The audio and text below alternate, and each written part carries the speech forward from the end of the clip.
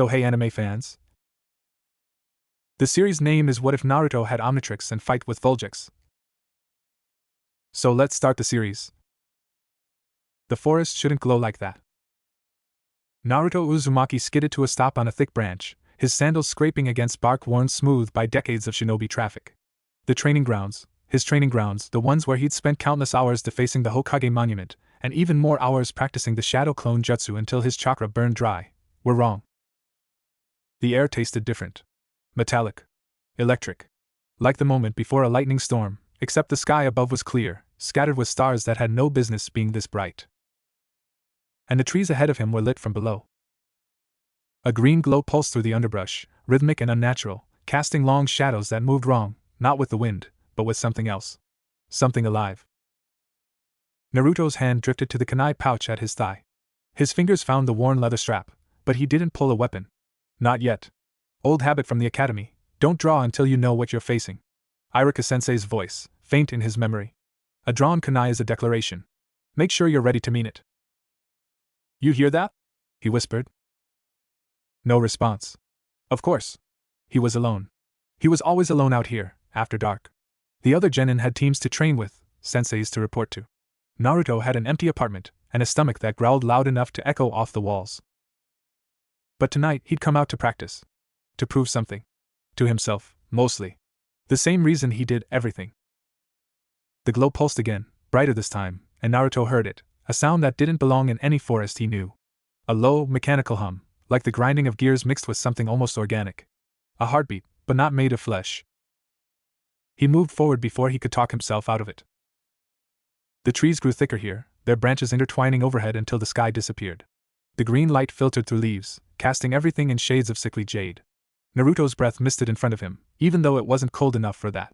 The temperature had dropped 10 degrees in the last minute. Then the trees ended.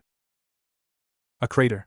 Fresh, raw earth thrown up in a ring around something that couldn't possibly exist here. Naruto's mind, trained to recognize weapons and tools and the thousand ways shinobi killed each other, failed to categorize what lay at the center. It was a sphere. Or it had been. Now it was cracked open like an egg, fragments of black metal. No, not metal. Something that shimmered like oil on water, scattered across the scorched earth. And inside, cradled in a bed of torn wires and cooling fluids, was a watch. Not a normal watch. Naruto crept closer, every instinct screaming at him to run, to get a jonin, to do literally anything other than walk toward the impossible object glowing like a second moon in the middle of his training grounds. But his feet kept moving. Because something about the watch pulled at him. Not physically. Deeper than that.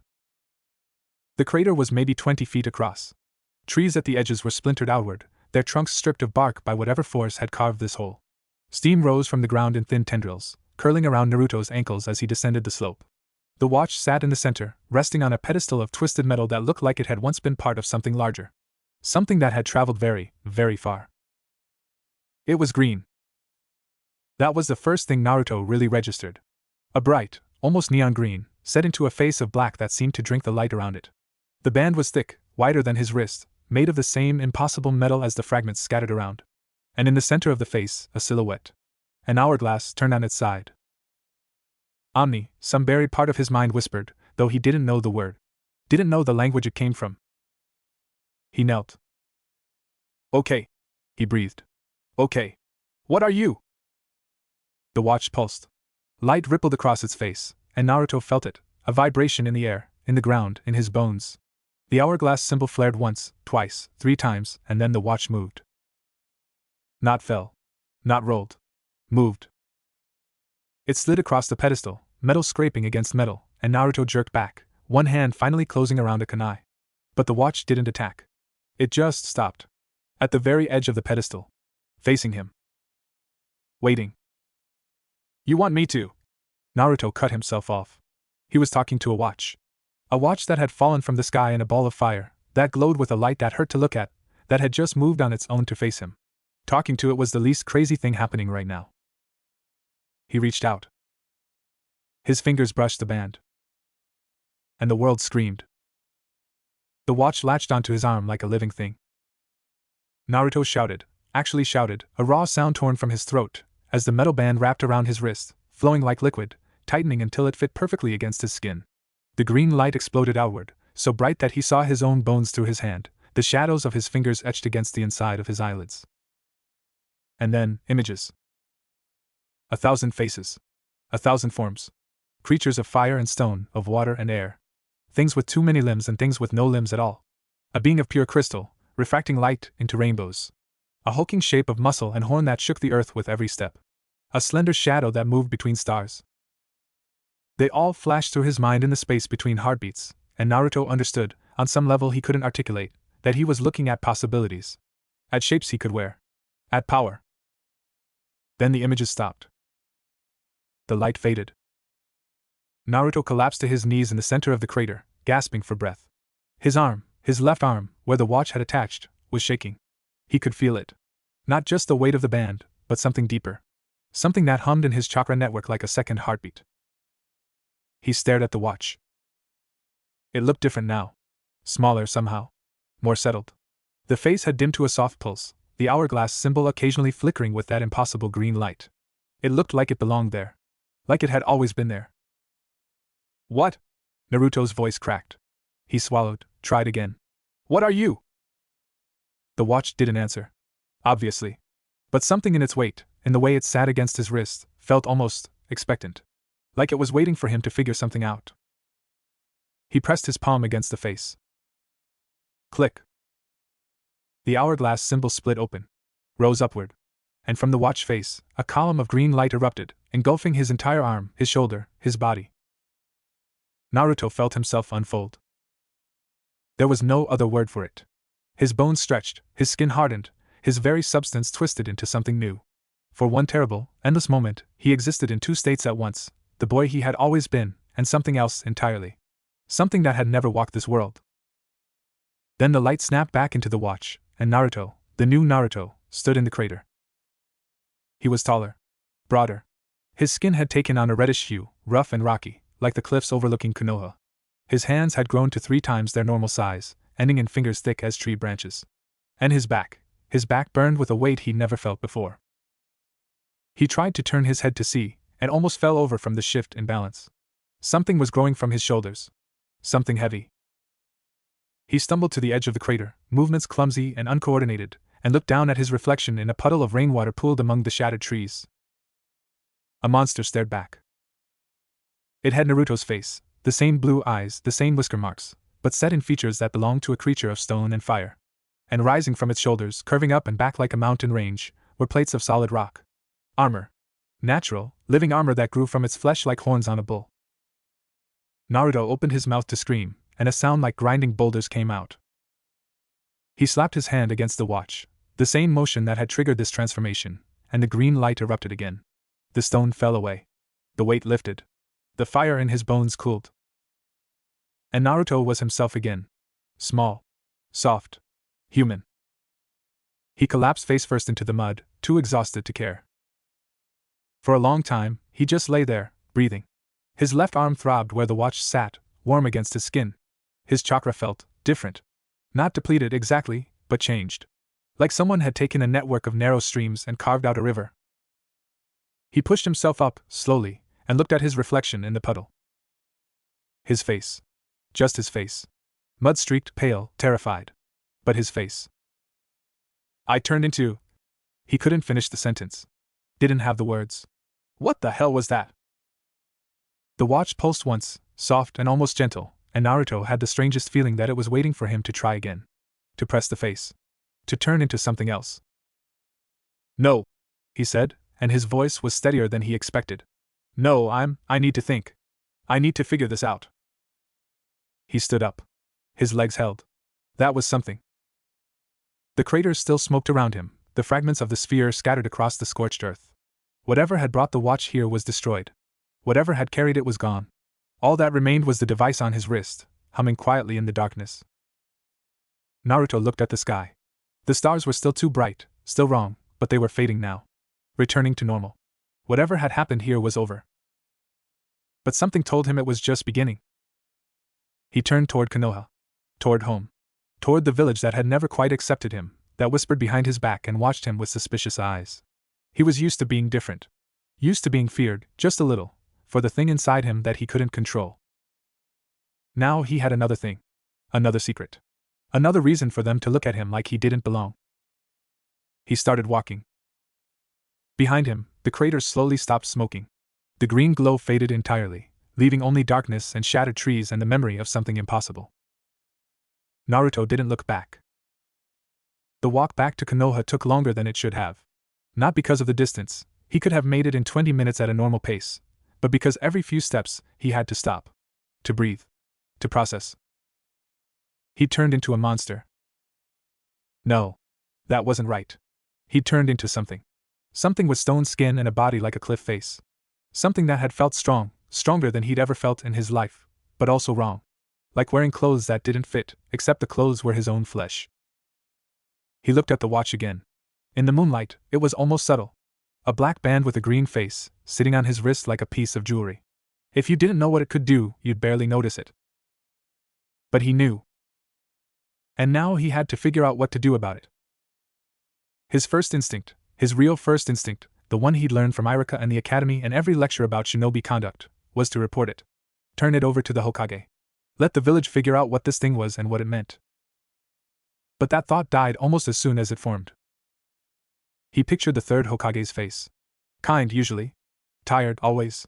The old man had looked out for Naruto in ways most people didn't see, increasing his food budget, making sure he had a place to live, standing between him and the villagers who wanted him gone. Naruto trusted the Hokage. More than trusted. The old man was the closest thing he had to family. But he also knew how the village worked. How the shinobi system worked. If the Hokage knew about the watch, it wouldn't stay on Naruto's wrist for long.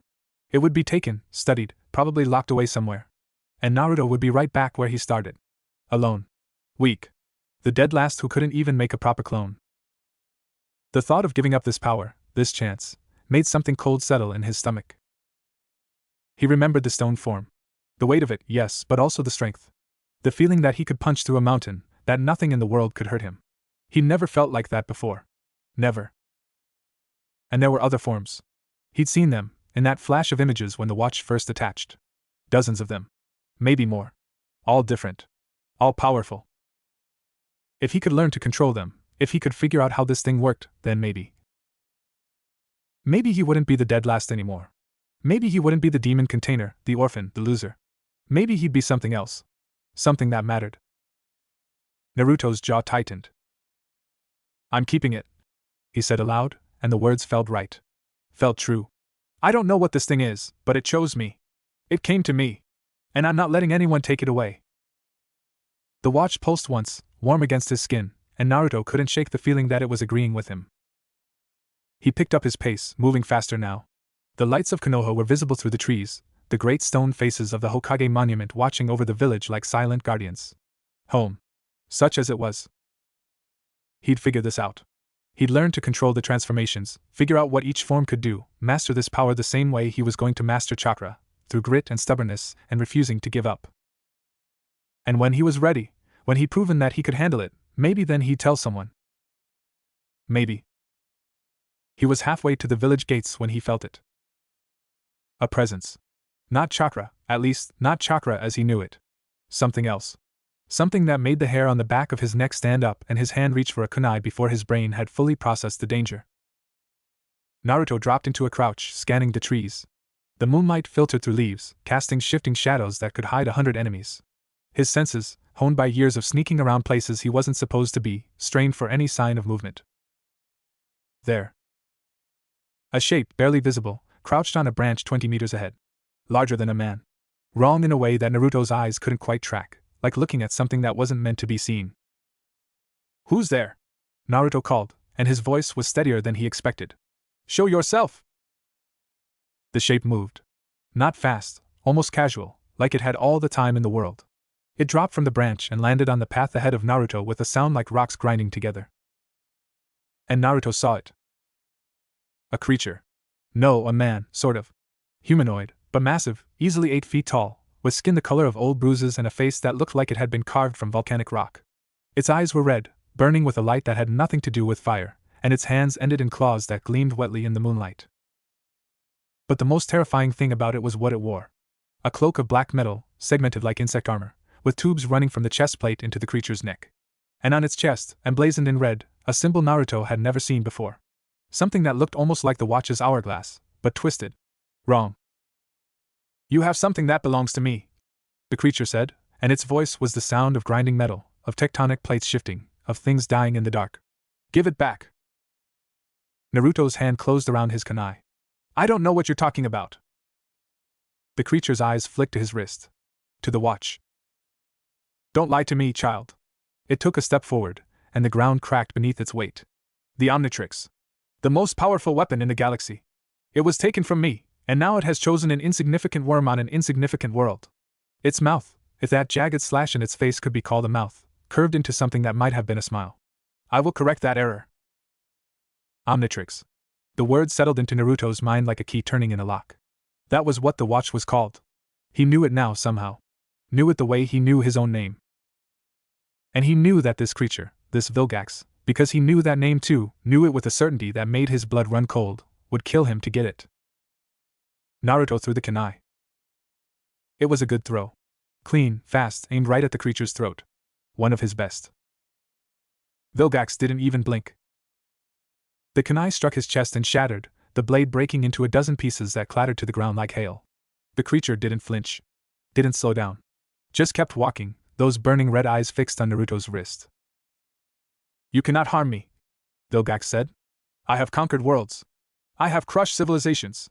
I have hunted the users of the Omnitrix across galaxies, and I have always prevailed. He raised one clawed hand, and the air around it began to shimmer. You are nothing. Less than nothing. And when I tear that device from your corpse, I will burn this world to ash, just to be certain. Naruto's heart was pounding so hard he could hear it in his ears. Every instinct screamed at him to run, to get away, to find help. But there was nowhere to run. No help coming. Just him, alone, against something that had just shattered a kunai with its chest. His hand found the watch. Click. Green light exploded outward, and Naruto felt himself unfold again, but this time, he didn't fight it. This time, he reached for the shape he'd worn before, the stone monster with the mountain on its back, and let it consume him. The transformation was faster this time. Smoother. One moment he was a small, terrified boy facing an impossible enemy. The next, he was 8 feet of living rock, his hands clenched into fists the size of melons, his back armored with plates of solid stone. Vilgax stopped. For the first time, something like surprise flickered across that volcanic face. A Petrosapien, he murmured. Interesting. The Omnitrix has never chosen a host so primitive. But it doesn't matter. The clawed hand came up, and the air around it twisted. You don't know how to use it. Naruto, the stone Naruto, the Petrosapien, roared. It was a sound like an avalanche, like a mountain breaking, and it came from somewhere deeper than his throat. From the stone itself. He charged. His fist, massive, solid, harder than any kunai, swung at Vilgax's face with all the force he could muster. And for one glorious moment, he thought he might actually hit him. Then Vilgax moved. Not fast. Faster. A blur of black metal and purple flesh, and suddenly Naruto's fist hit nothing but air. His momentum carried him forward, off balance, and Vilgax's clawed hand closed around his throat. The stone armor cracked. Naruto felt it, felt the rock that was his flesh splintering under that grip, felt the air being crushed out of lungs that weren't quite lungs anymore. Vilgax lifted him off the ground like he weighed nothing, those red eyes burning inches from his face. You are not the first to wear that device, Vilgax said, and his voice was almost gentle now. Almost kind. I have killed 10 of its users. 100. I have lost count. They all thought they could control it. They all thought they could use its power to stop me. His grip tightened, and Naruto heard something break. They were wrong. Naruto's hand, the one not trapped in Vilgax's grip, slapped against the watch face. He didn't think about it. Didn't plan. Just pressed, desperate for anything, for any change that would get him free. The green light flared. And the world became speed. He was somewhere else. The trees blurred past him, a smear of green and brown that his eyes couldn't focus on. The ground vanished beneath his feet, reappeared, vanished again. He was moving faster than he'd ever moved in his life, faster than he thought possible, and he couldn't stop. He crashed through a tree. Splinters exploded around him, and he felt them, felt the impact, but it didn't hurt. Nothing hurt. Everything was too fast for pain. Another tree. Another. His body, what was his body, sliced through wood like it wasn't there, leaving a trail of destruction behind him. He tried to slow down, tried to stop, but his legs wouldn't listen. They just kept moving, kept pumping, kept carrying him forward at a speed that made no sense. Then he hit a rock. It wasn't a small rock. It was a boulder, maybe 10 feet across, embedded in the ground like a tooth. Naruto hit it at full speed, and for a moment he thought he'd be crushed. Instead, the boulder exploded. He shot through it like a cannonball, chunks of stone flying in every direction, and finally, he started to slow. His feet dug trenches in the earth, throwing up dirt and grass, until he skidded to a stop in the middle of a clearing he didn't recognize. He looked down at himself. He was blue, and small, and covered in fur. His hands had 3 fingers each, tipped with claws, and his feet were digitigrade, bent like a dog's hind legs. He had no nose to speak of, just 2 slits above a mouth full of needle teeth. And his eyes, he could see everything.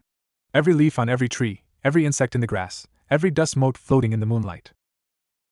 Fast, his mind supplied. This one is fast. He was fast.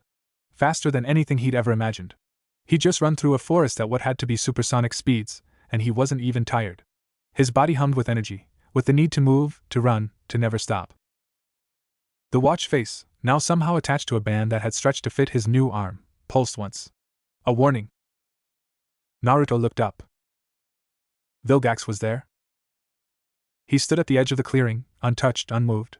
Those red eyes tracked Naruto's new form with something that might have been amusement. A kinocelerin, he said. You're learning.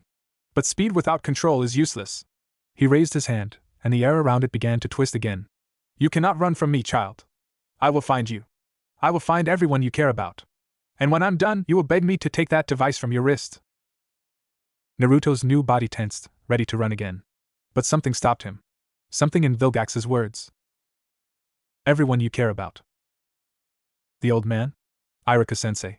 Sakura-chan, even if she didn't care about him. Sasuke, the bastard. Everyone in the village who'd ever looked at him like he was something other than a monster. If this thing, this Vilgax, was hunting him, they were all in danger. All of them. Because he had the watch. Because the watch had chosen him. And he couldn't protect them if he was running. He looked at Vilgax. Looked at the monster that had crushed his stone form like it was nothing, that had tracked him across a forest at speeds that should have been impossible, that had killed 10 users of the watch before him. He should run. He should get as far away from Konoha as possible, lead this thing away from everyone he cared about, figure out how to fight it later. But he was so tired of running. Tired of being the one who needed protection. Tired of being weak. His hand found the watch face. Click. The speed form fell away, and for a moment, Naruto was himself again, small, human, utterly outmatched. He saw Vilgax's eyes widen, saw the clawed hand reach for him. And then he reached. Not for a form he'd already worn. Not for stone or speed. He reached for something else, something he'd glimpsed in that first flash of images. Something hot. The green light erupted, and Naruto became fire. He was heat. He was light. He was a star-given form, a sun compressed into a body of living flame. His skin, if it could be called skin, crackled and popped, radiating waves of heat that turned the grass around him to ash. The trees at the edge of the clearing began to smoke, their leaves curling and blackening. Vilgax's eyes widened. Pyronite, he hissed, and for the first time, there was something other than amusement in his voice. You shouldn't be able to access that form. The Omnitrix should have. Naruto didn't let him finish. He burned. A wave of fire erupted from his body, a cone of pure plasma that turned the clearing into an inferno. Trees vaporized. The ground glassed. The air itself ignited, creating a shockwave that flattened everything within 50 feet. And Vilgax, the conqueror of worlds, the hunter of the Omnitrix, staggered back. His cloak was burning. His armor was glowing, the metal turning cherry red under the assault. He raised an arm to shield his face, and for one glorious moment, he looked like what he was, a man. A powerful man, yes, but not invincible. Not untouchable. You dare! Vilgax snarled, and the air around him erupted. A shockwave of pure force slammed into Naruto, extinguishing his flames, throwing him across the clearing. He hit a tree, or what was left of a tree, and the impact drove the breath from his lungs. The fire form flickered, guttered, and died. He was himself again. Small. Human. Collapsed at the base of a shattered trunk, with no strength left to move. The watch face was dark. Whatever energy it used to fuel the transformations, he'd burned through it. All of it. Vilgax loomed over him. His cloak was gone. His armor was scorched, cracked in a dozen places. For the first time, Naruto could see what was underneath, skin that was more scar than flesh, crisscrossed with old wounds and newer burns. He had hurt him. Actually hurt him. But Vilgax was still standing. Still alive. Still reaching for Naruto with one clawed hand. The Omnitrix has a failsafe, Vilgax said, and his voice was calm again. Controlled. It will not let its user die. But it can be fooled. It can be tricked into releasing its grip. And once it does... His claws closed around Naruto's wrist, around the watch. Once it does, I will tear it from your arm, and I will spend the next 1,000 years making you regret ever touching it. Naruto tried to pull away. He couldn't. His body had nothing left, no chakra, no strength, nothing. The watch was dark against the skin, cold and silent. This was it. This was how he died. Alone, in the woods, with a monster tearing his arm off. No. Something stirred in his chest. Something that had been there since the day he was born, since the day the fourth Hokage had sealed a demon into his body. Something that had kept him alive through years of cold stares and whispered curses, through the loneliness and the hunger and the endless, endless silence. The nine-tailed fox. Its chakra flooded his system, hot and red and angry.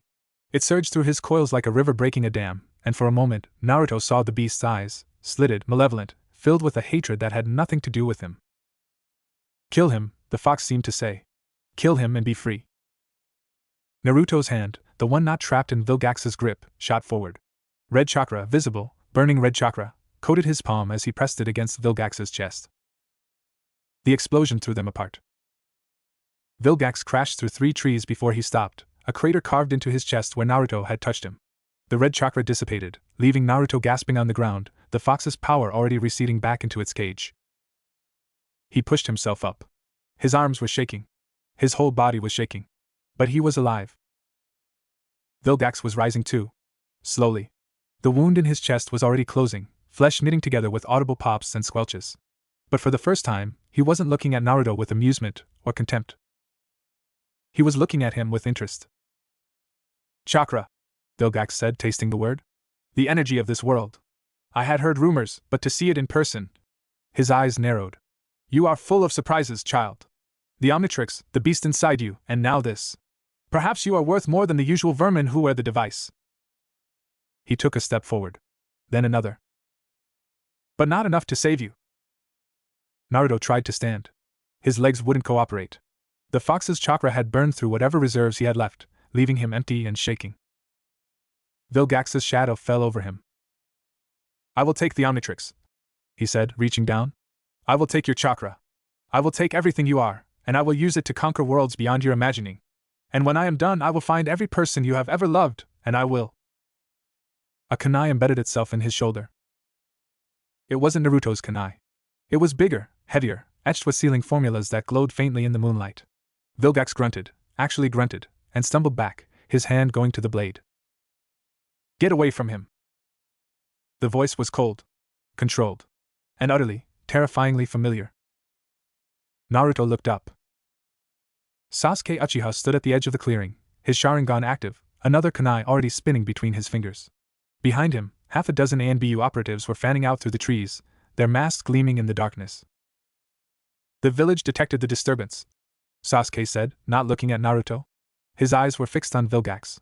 Looks like you caused quite a mess, Dobe. Naruto wanted to say something sarcastic, something defiant, something that wasn't. Thank you? But all that came out was a weak laugh. Took you long enough, teen. Vilgax looked between them, his wound already healing around the kunai. His eyes lingered on Sasuke's Sharingan, then moved to the ANBU operatives, then finally settled on Naruto. This is not over, he said. The Omnitrix is mine. I will have it, and I will have this world. You cannot stop me. You cannot hide from me. And when I return, I will bring forces you cannot imagine. He raised his hand, and the air around him began to twist.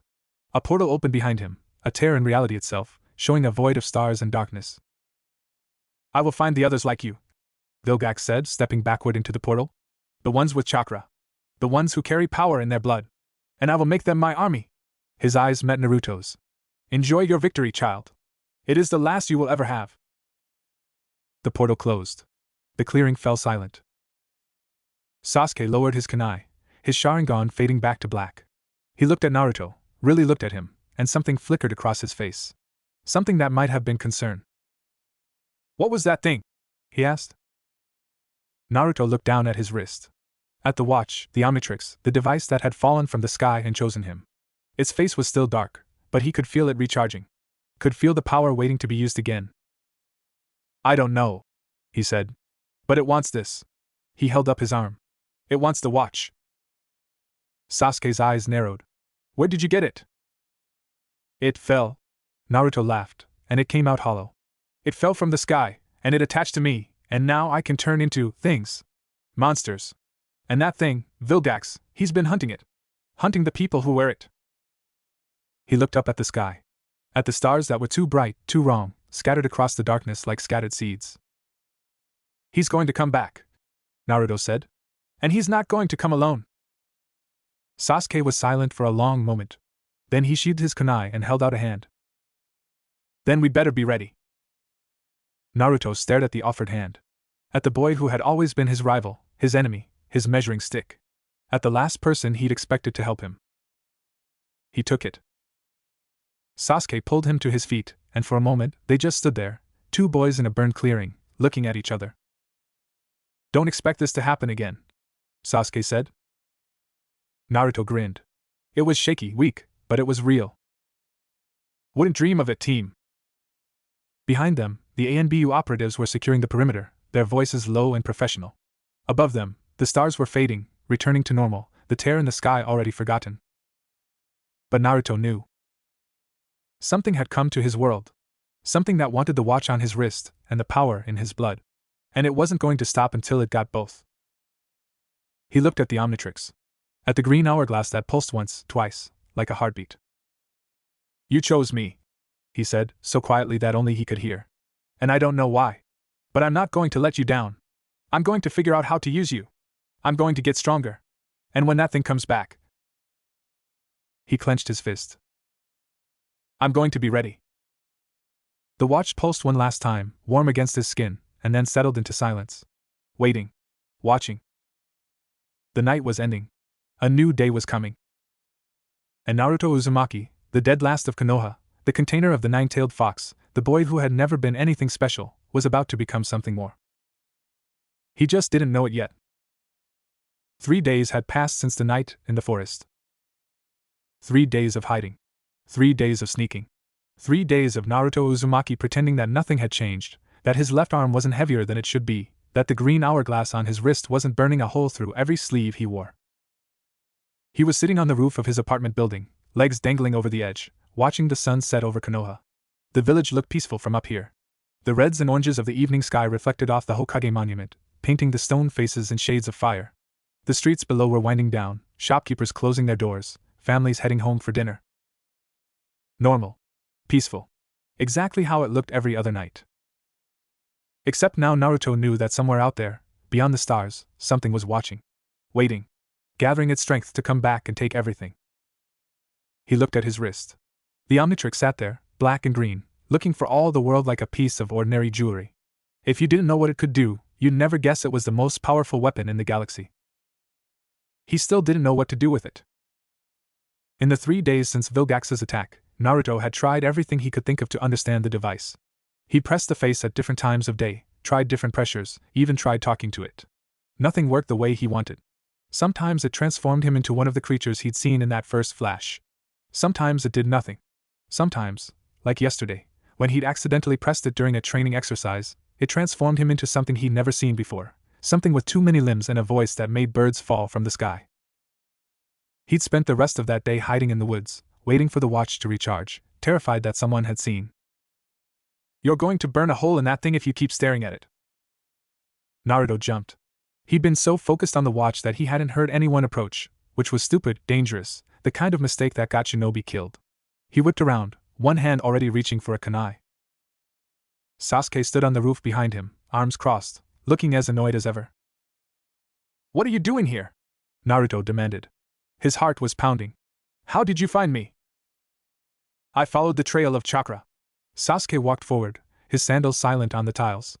"You're not exactly subtle, dope. You've been leaking energy like a broken faucet for 3 days. Half the jonin in the village have noticed something's off."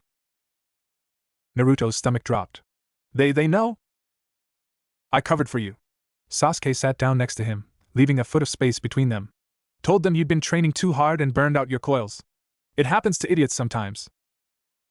Thanks, Naruto said, and meant it. Then, because he couldn't help himself. Wait, did you call me an idiot? You're an idiot with a weapon that could destroy the village if you misuse it. Sasuke's voice was flat, but his eyes, when Naruto looked, were serious. What have you figured out? Naruto hesitated. He'd spent his whole life keeping secrets, hiding the thing inside him that made everyone afraid. But this was different. This was something he'd chosen, something that had chosen him. And Sasuke had been there. Had seen. Had pulled him up when he couldn't stand. I don't know much, he admitted. The watch, the Omnitrix, it lets me turn into different aliens. Creatures from other worlds. Each one has different powers.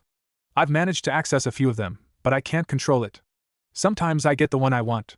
Sometimes I get something else. And when I use them, it drains the watch. I have to wait for it to recharge before I can transform again. Sasuke was quiet for a moment, processing. How many forms?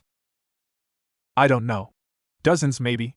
When it first attached to me, I saw flashes. A lot of them. But I've only managed to access 4 so far. He held up his left hand and cycled through the Omnitrix's menu, the holograms projecting above his wrist. Sasuke's eyes widened slightly as each alien appeared, the stone creature, the blue speedster, the fire being, and a fourth that Naruto had discovered this morning. What's that one? Sasuke asked, pointing at the last hologram. Naruto looked at it. The shape was humanoid vaguely, but with something wrong about its proportions. Its arms were too long, its legs too short, and its head was encased in what looked like a helmet of black metal. I don't know, he said. I haven't tried it yet. I'm kind of afraid to. Show me. Naruto blinked. What? The fire one. You used it against Vilgax. I want to see what it can do. Sasuke stood up, stepping back to give Naruto room. If that thing is coming back, we need to know what we're working with. You can't hide on this roof forever. He was right. Naruto knew he was right. But the thought of transforming in front of someone, of letting Sasuke see him become something other, made his stomach clench. What if I can't control it? He asked. What if I hurt someone? Then I'll stop you. Sasuke's hand drifted to his kunai pouch. That's what teammates are for. Teammates. The word hit Naruto harder than he expected. He never had a teammate before. Not really. The academy teams had been temporary, training exercises that dissolved the moment the bell rang. And Team 7 was barely a week old, more of a formality than anything real. But Sasuke was here. Watching. Waiting. Offering something that looked a lot like trust. Naruto stood up. Okay, he said. But if I turn into something that tries to eat you, don't hold back. He pressed the Omnitrix face. Cycled through the holograms until the fire being appeared. Took a deep breath. Click. The transformation was smoother this time. Naruto felt his body shift, felt the heat build in his chest, felt his skin crack and split to reveal the fire beneath. When the green light faded, he was standing on the roof as the Pyronite, 8 feet tall, wreathed in flames, his very presence making the tiles beneath him smoke and char. It was easier to think in this form now. The first time, he'd been overwhelmed by the heat, by the hunger to burn. But this time, he could feel the fire without being consumed by it. Could hold it in check. He looked at Sasuke. The Uchiha hadn't moved. His Sharingan was active, spinning slowly as it tracked Naruto's movements, but his face was impassive. No fear. No disgust. Just interest. Can you control the output? Sasuke asked. Naruto focused. The flames around his body flickered, dimmed, brightened again. It was like trying to hold water in his hands. The fire wanted to expand, to spread, to consume. But he could contain it. Mostly. A little, he said, and his voice was gravel and ash. It's hard. It wants to burn everything. Don't let it. Sasuke's voice was calm, clinical. You're a shinobi. You control your chakra. This is the same thing. It wasn't the same thing. Not even close. But Naruto nodded anyway, and tried to focus. To treat the fire like chakra, to cycle it through his body the way he'd been taught in the academy. The flames steadied. The heat radiating from his body dropped from inferno to forge fire. He could feel the watch on his wrist, or what passed for a wrist in this form, counting down. He had maybe 5 minutes left before the transformation timed out. Sasuke, he said. I'm going to show you what I can do. But when I say run, you run. Got it? Sasuke's eyes narrowed, but he nodded. Naruto turned to face the training ground behind his apartment, a stretch of open field dotted with practice dummies and target posts. He raised his hand, palm out, and let the fire build. It was easier than he expected. The heat gathered in his chest, flowed down his arm, pulled in his hand. He could feel it wanting to escape, wanting to become a weapon. He let it. A jet of flame erupted from his palm, a concentrated beam of plasma that crossed the field in an instant. It hit a practice dummy and vaporized it, wood, cloth, straw, all turning to ash in less than a second. The beam continued, carving a trench through the earth beyond, until Naruto cut it off with a thought. He was breathing hard. The form was stable, but that attack had taken more out of him than he expected. The watch's countdown was accelerating. He turned to Sasuke. That's the pyronite. Fire. Heat. I can probably do more with practice, but... Sasuke was already moving. His hand shot out, pointing at something behind Naruto. Duck! Naruto dropped without thinking, and something whizzed over his head, a kunai, followed by a wire that wrapped around a chimney 3 times before snapping taut. He looked up, confused, and saw a figure standing on the edge of the roof. It was a man. Tall, lean, with gray hair tied back in a ponytail and a face that looked like it had been carved from granite. He wore the standard flak jacket of a jonin, but there was something about the way he held himself that screamed danger. Interesting, the man said, looking at Naruto's burning form. I thought Uchiha was exaggerating when he said you'd found something unusual. Seems I was wrong. Naruto's flames flared. Who are you? The man smiled. It wasn't a nice smile. My name is Guren. I'm here on behalf of the Hokage. He'd like a word with you about that thing on your wrist. The transformation timed out. Green light enveloped Naruto, and a moment later he was himself again, small, human, standing on a roof with a stranger who'd just seen something he shouldn't have. Sasuke was at his side in an instant, kunai drawn. He's lying. I don't recognize him from any of the Jonin rotations. Guren's smile widened. Observant. I like that. He reached into his jacket and pulled out a scroll, tossing it to land at their feet. The Hokage's seal. I'm not lying about that part. He wants the device. And he's willing to pay handsomely for it. Naruto stared at the scroll. The seal on it was real. He'd seen enough documents from the Hokage's office to recognize the third's personal mark. But something was wrong. The Hokage wouldn't send a stranger to demand the watch. Wouldn't send someone who made the hair on the back of Naruto's neck stand up. You're not here for the Hokage, Naruto said slowly. You're here for the watch. For yourself? Guren laughed. It was a cold sound, sharp and hollow. Clever. I was told you were an idiot, but you're sharper than you look. He cracked his knuckles, and the air around his hands began to shimmer. The Omnitrix. I've heard stories about it. Weapons that can reshape worlds. Power that can challenge gods. And it's sitting on the wrist of a child who doesn't even know what he's holding. He took a step forward. I'm going to take it. You can give it to me willingly, or I can take it from your corpse. The choice is yours. Naruto's hand found the Omnitrix.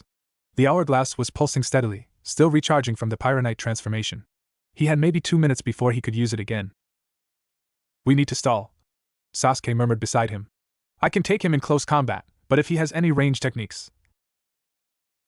He does. Naruto could see the shimmer around Guren's hand solidifying into something sharp, something crystalline. He's a crystal user. Kekkei Genkai. I've heard about them. Guren raised his hands, and the air around him erupted into shards of razor-sharp crystal. You've heard correctly. No. He never finished the sentence. A blur of motion, not Naruto's speed form, something faster, something wrong, intercepted Guren before he could launch his attack. There was a sound like thunder cracking, and suddenly Guren was gone, blasted off the roof by an impact that shattered tiles and sent debris flying in every direction. Naruto stared at the spot where the man had been standing. Standing there now was a boy. Not much older than Naruto himself, maybe 15 or 16, with brown hair and a cocky grin that didn't reach his eyes. He was wearing a jacket that looked like it had been through a war, and his hands were covered in something that glittered like metal. Yo, the boy said, raising a hand in greeting. You must be Naruto. Sorry about the entrance. Didn't mean to scare you. Naruto's brain caught up with the situation. Who are you? What did you do to that guy? The boy jerked a thumb over his shoulder, toward the crater where Guren had landed. He's fine. Probably. I don't kill people unless they make me mad, and he wasn't trying hard enough. He held out a hand. Name's Kevin. Kevin Levin. I'm here with some friends. We heard the Omnitrix had found a new user, and we wanted to make sure you weren't going to get yourself killed before we could meet you. Naruto didn't take the hand. Friends? What friends? Kevin's grin widened. They're coming. You might want to put out the fires first, though. They're not big fans of property damage. He pointed, and Naruto looked down. The roof was on fire. Not badly, just a few spots where his pyronite form had scorched the tiles, but the flames were spreading. He'd been so focused on Guren that he hadn't noticed. Sasuke was already moving, hands forming seals. Water style, mist wave. A spray of water erupted from his mouth, dousing the flames in seconds. He turned to Kevin, Sharingan still active. Explain. Now. Kevin looked at the red eyes and whistled. Uchiha. Nice. Haven't seen one of those in a while. He dropped his casual demeanor, his face becoming serious. Look, I know this is weird. A stranger shows up, punches a guy, tells you he's here to help. But we're on your side. My friends and I, we've been tracking the Omnitrix's energy signature for weeks. When we felt it activate here, we came as fast as we could. Tracking? Naruto's hand tightened on the watch. Why? Who sent you? No one sent us. Kevin's voice was flat. We came because we know what's coming. Vilgax. He's not going to stop hunting you. He's not going to stop hunting anyone who's ever touched the Omnitrix. And if we don't work together, he's going to destroy this whole planet trying to get it. Before Naruto could respond, there was another blur of motion. Two figures landed on the roof beside Kevin, a boy with green eyes and a girl with red hair, both around Naruto's age. The boy was wearing a jacket that looked like it had been through a war, and the girl was holding a book that glowed with a faint pink light. Naruto Uzumaki? The boy said. His voice was calm, measured. I'm Ben Tennyson.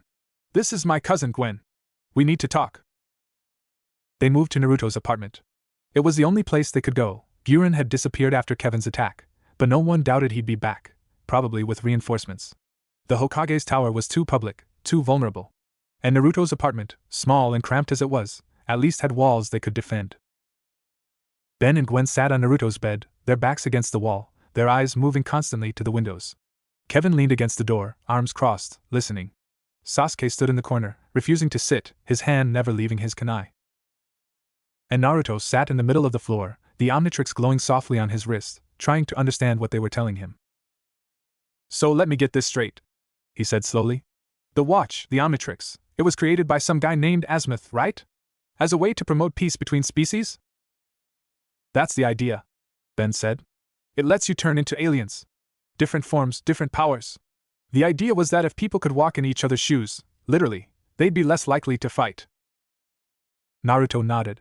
That made a kind of sense. But Vilgax wants it because it's the most powerful weapon in the galaxy. Ben's voice was bitter.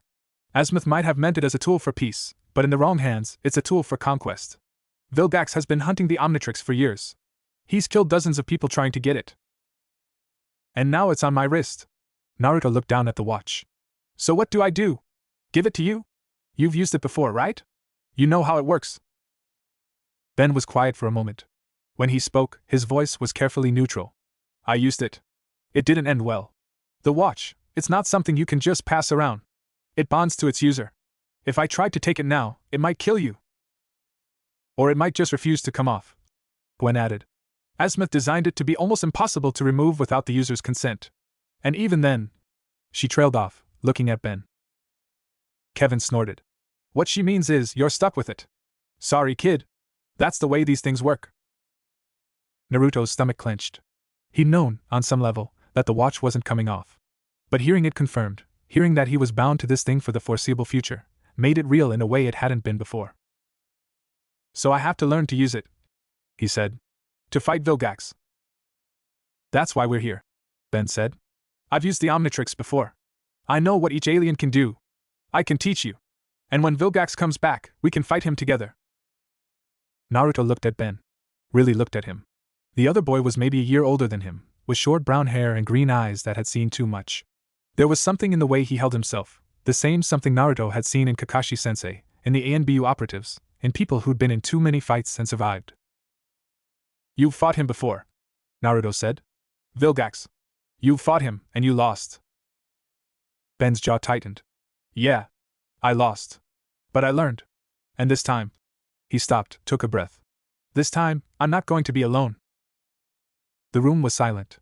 Naruto could feel Sasuke's eyes on him, waiting to see what he'd say. Could feel Kevin and Gwen watching, judging, trying to decide if he was worth their time. He looked at the Omnitrix. At the green hourglass that had fallen from the sky and changed his life forever. "Okay," he said. "Teach me." The training started the next morning. Ben had insisted on an early start, and Naruto had agreed without thinking, a decision he regretted at dawn when he stumbled out of bed to find the other boy already waiting on the roof, stretching like he was preparing for a fight.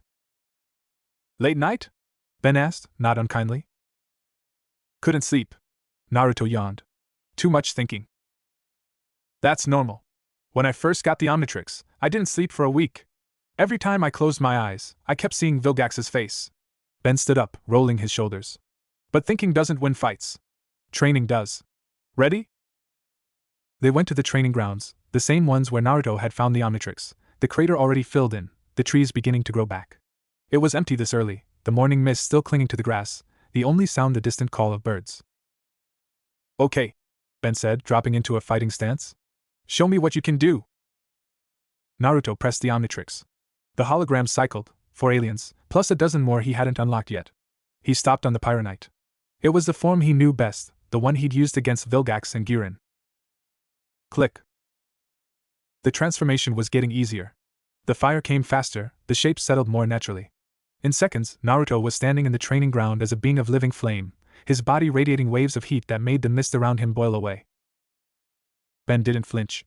He'd seen it before, probably 100 times. Pyronite. Good choice. That's Heat Blast. He's one of the most powerful forms in the Omnitrix. Fire manipulation, flight, the works.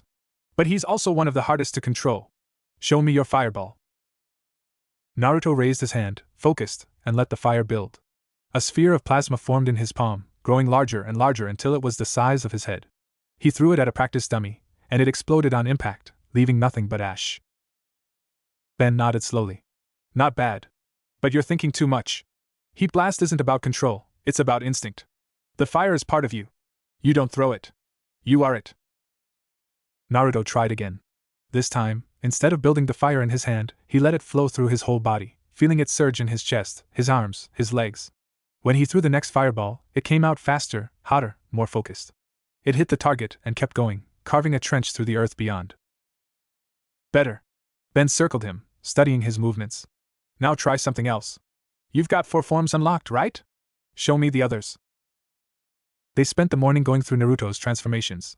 The Petrosapien, Diamond Head, Ben called it, was a close-range fighter, capable of creating crystal constructs and withstanding almost any physical attack. The Kinoceleran, XLR8, was speed incarnate, able to move faster than the eye could track. And the Pyronite, Heat Blast, was destruction made flesh, capable of leveling buildings with a thought. But there was a 4th form. The one Naruto hadn't tried yet. The one with the helmet and the 2 long arms. "What's this one?" he asked, cycling through the holograms. Ben's face went pale. That's a galvanic mechamorph. Upgrade. I haven't seen that form in years." "Is it dangerous?" Ben laughed, but there was no humor in it. "It's not dangerous. It's terrifying. Upgrade can merge with technology, take control of machines, make them better. In the right hands, it's one of the most useful forms in the Omnitrix. In the wrong hands," he shook his head. "Let's just say, when you use it, be careful what you touch." Naruto looked at the hologram. The shape was strange, almost liquid, its surface rippling like mercury. There was something about it that called to him, something that felt familiar in a way the other forms didn't. He pressed the face. Click. The transformation was different this time. Slower. The green light didn't explode outward, it flowed, like water, coating his body in a layer of shimmering metal. His limbs stretched, his proportions shifted, and when it was over, he was something else entirely. He was Upgrade. His body was black and green, segmented like armor, with a single green eye that saw the world in lines of data and possibility. He could feel the technology around him, the wires in the walls, the circuits in the training dummies, even the chakra-enhanced steel of Sasuke's kunai, and he knew, with absolute certainty, that he could control it. Could improve it. "Whoa," he said, and his voice was electronic, echoing. "This is different." Ben stepped forward, his eyes wide. "You're taking to it faster than I did. That's good. That's really good." He pointed at a training dummy, one of the advanced models, with moving parts and sensors. "Touch it. See what happens." Naruto reached out, his hand flowing like liquid, and made contact with the dummy. And the world opened up. He could see everything, every wire, every circuit, every piece of programming that made the dummy work. And more than that, he could change it. Could rewrite its code, reshape its body, turn it into something new. He didn't think. He just did. The dummy shuddered, its wooden frame rippling and flowing like water. Its limbs stretched, its body twisted, and when the transformation was done, it was no longer a dummy. It was something else, a golem of wood and metal, standing 10 feet tall, its single eye glowing with green light. Impressive, Ben said. But can you control it? Naruto focused. The golem turned to face him, waiting. He thought about it moving, and it took a step forward. He thought about it attacking, and its arm raised, ready to strike. He could feel its programming now, the simple commands he'd overwritten with something more complex. And he knew, with a certainty that was almost frightening, that he could do more. Could take control of anything with a circuit, anything with a wire, anything that ran on electricity or chakra or whatever passed for power in this world. The transformation timed out, and he was himself again. The golem collapsed into its original components, harmless. Ben was looking at him with an expression Naruto couldn't read. You've got potential, he said. More than I thought. But potential isn't enough. Vilgax isn't going to give you time to figure things out. He's coming, and when he gets here, you need to be ready. Naruto looked at his hands. At the watch. At the power he just used without thinking, without fear. I'll be ready, he said. I promise. The training continued for 3 more days. Each morning, Naruto met Ben in the training grounds. Each day, they pushed further, harder, testing the limits of his transformations. By the end of the 3rd day, Naruto could switch between his 4 forms almost seamlessly, could use their powers with something approaching precision. He could throw fireballs that exploded on command. He could create crystal walls that could stop a charging bull. He could move fast enough to catch kunai out of the air. And he could merge with technology, turning simple machines into weapons. It wasn't enough. He knew it wasn't enough. But it was a start. On the 4th day, something changed. They were in the middle of a training exercise, Naruto as XLR8, trying to land a hit on Ben, who was using some kind of energy shield that Gwen had taught him, when the sky turned black. Not normal black. The black of an eclipse, of a star going dark, of something wrong reaching down from the heavens and blotting out the sun. Naruto stopped, his speed form faltering. What is that? Ben's face was pale. It's him. He's here. The blackness spread, covering the sky from horizon to horizon. And in the center of it, a shape began to form, a massive, twisted thing, all metal and flesh and things that shouldn't exist. It was a ship, Naruto realized. A ship the size of a mountain, descending from the sky like a hammer falling. From its base, something dropped. A shape, smaller than the ship but still enormous, trailing fire and smoke as it fell toward Konoha. Toward the Hokage monument. Toward the village. Naruto was moving before he could think, his speed form carrying him across the rooftops, toward the impact zone. He could hear Ben shouting behind him, could hear Gwen and Kevin responding, but the words were lost in the wind. He reached the Hokage tower just as the thing hit. The impact was like a bomb going off. Stone shattered, dust billowed, and Naruto was thrown back, tumbling across the rooftops until he crashed into a chimney and came to a stop. He pulled himself up, coughing, and looked at what had landed. It was a pod. Twisted black, covered in tubes and wires that pulsed with sickly light. And it was opening. From the smoke and dust, a figure emerged. It was Vilgax. But different. Bigger. His armor had been replaced with something organic, something that pulsed and breathed, and his eyes were no longer red. They were white. Pale, empty, like the eyes of a corpse. And behind him, the pod disgorged more shapes. Dozens of them. Creatures that had never walked this world, things of claw and fang and chitin, their eyes burning with the same white fire. Vilgax raised his head, and his voice rolled across the village like thunder. People of Konoha. I am Vilgax, conqueror of 10 worlds, destroyer of civilizations. I have come for the one who wears the Omnitrix. Give him to me, and I will spare your village. Resist. He raised his hand, and the creatures behind him snarled. And I will burn it to ash. Naruto stood on the rooftop watching the monster who had come to destroy everything he loved. Watching the village that had never accepted him, now facing annihilation because of him. He should run. Should lead Vilgax away, draw him into the forest, give the village a chance to survive. But he was so tired of running. He pressed the Omnitrix. Cycled past the forms he knew, past the ones Ben had taught him, past everything familiar. And he stopped on something new. Something he'd seen in that first flash of images, 100 worlds ago. A form of pure crystal.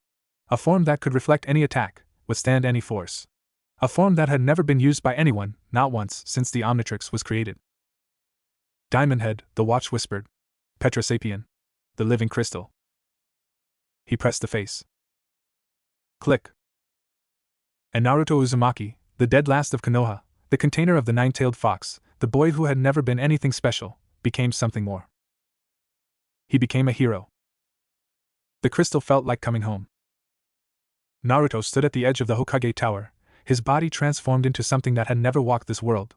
Diamond Head, that's what Ben called it, rose 8 feet tall, his skin glittering with facets that caught the morning light and scattered it into rainbows. His arms ended in blades that could cut through steel. His body could withstand blows that would shatter tanks. But more than the power, more than the strength, what Naruto noticed most was the clarity. The world looked different through crystal eyes. He could see the chakra in the air, the flows of energy that moved through Konoha like rivers through a valley. Could see the villagers huddled in their homes, their fear burning like candles in the dark. Could see Vilgax's creatures, dozens of them, spreading through the streets, their own energies dark and wrong.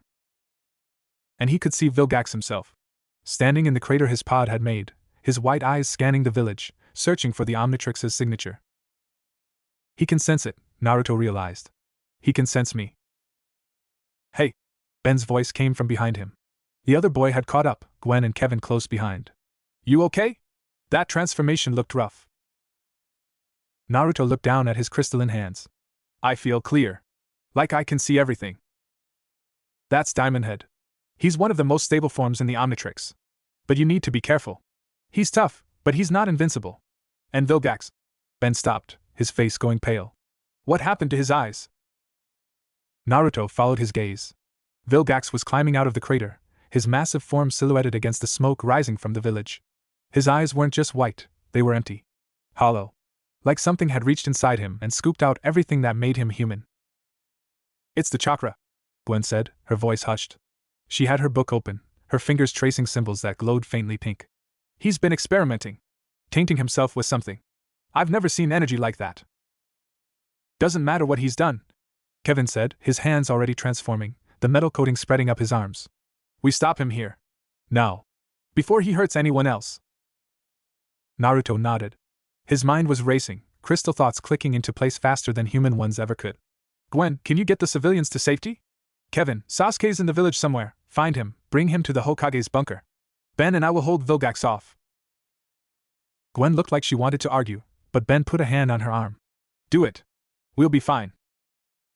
She hesitated for a moment, then nodded. Don't die. And then she was gone, a blur of red hair and pink light as she launched herself toward the village.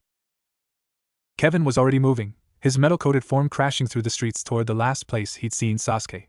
That left Naruto and Ben, standing on a rooftop overlooking the crater where Vilgax waited. You sure about this? Ben asked. He's killed a lot of Omnitrix users. A lot of them were stronger than you. Naruto's crystalline face didn't show expression, but his voice was steady. I'm sure. He jumped. The rooftop fell away, and Naruto was falling, the wind screaming past his crystal body, his eyes fixed on Vilgax below. He could see the moment the alien conqueror noticed him, those white eyes snapping up, a smile spreading across his scarred face.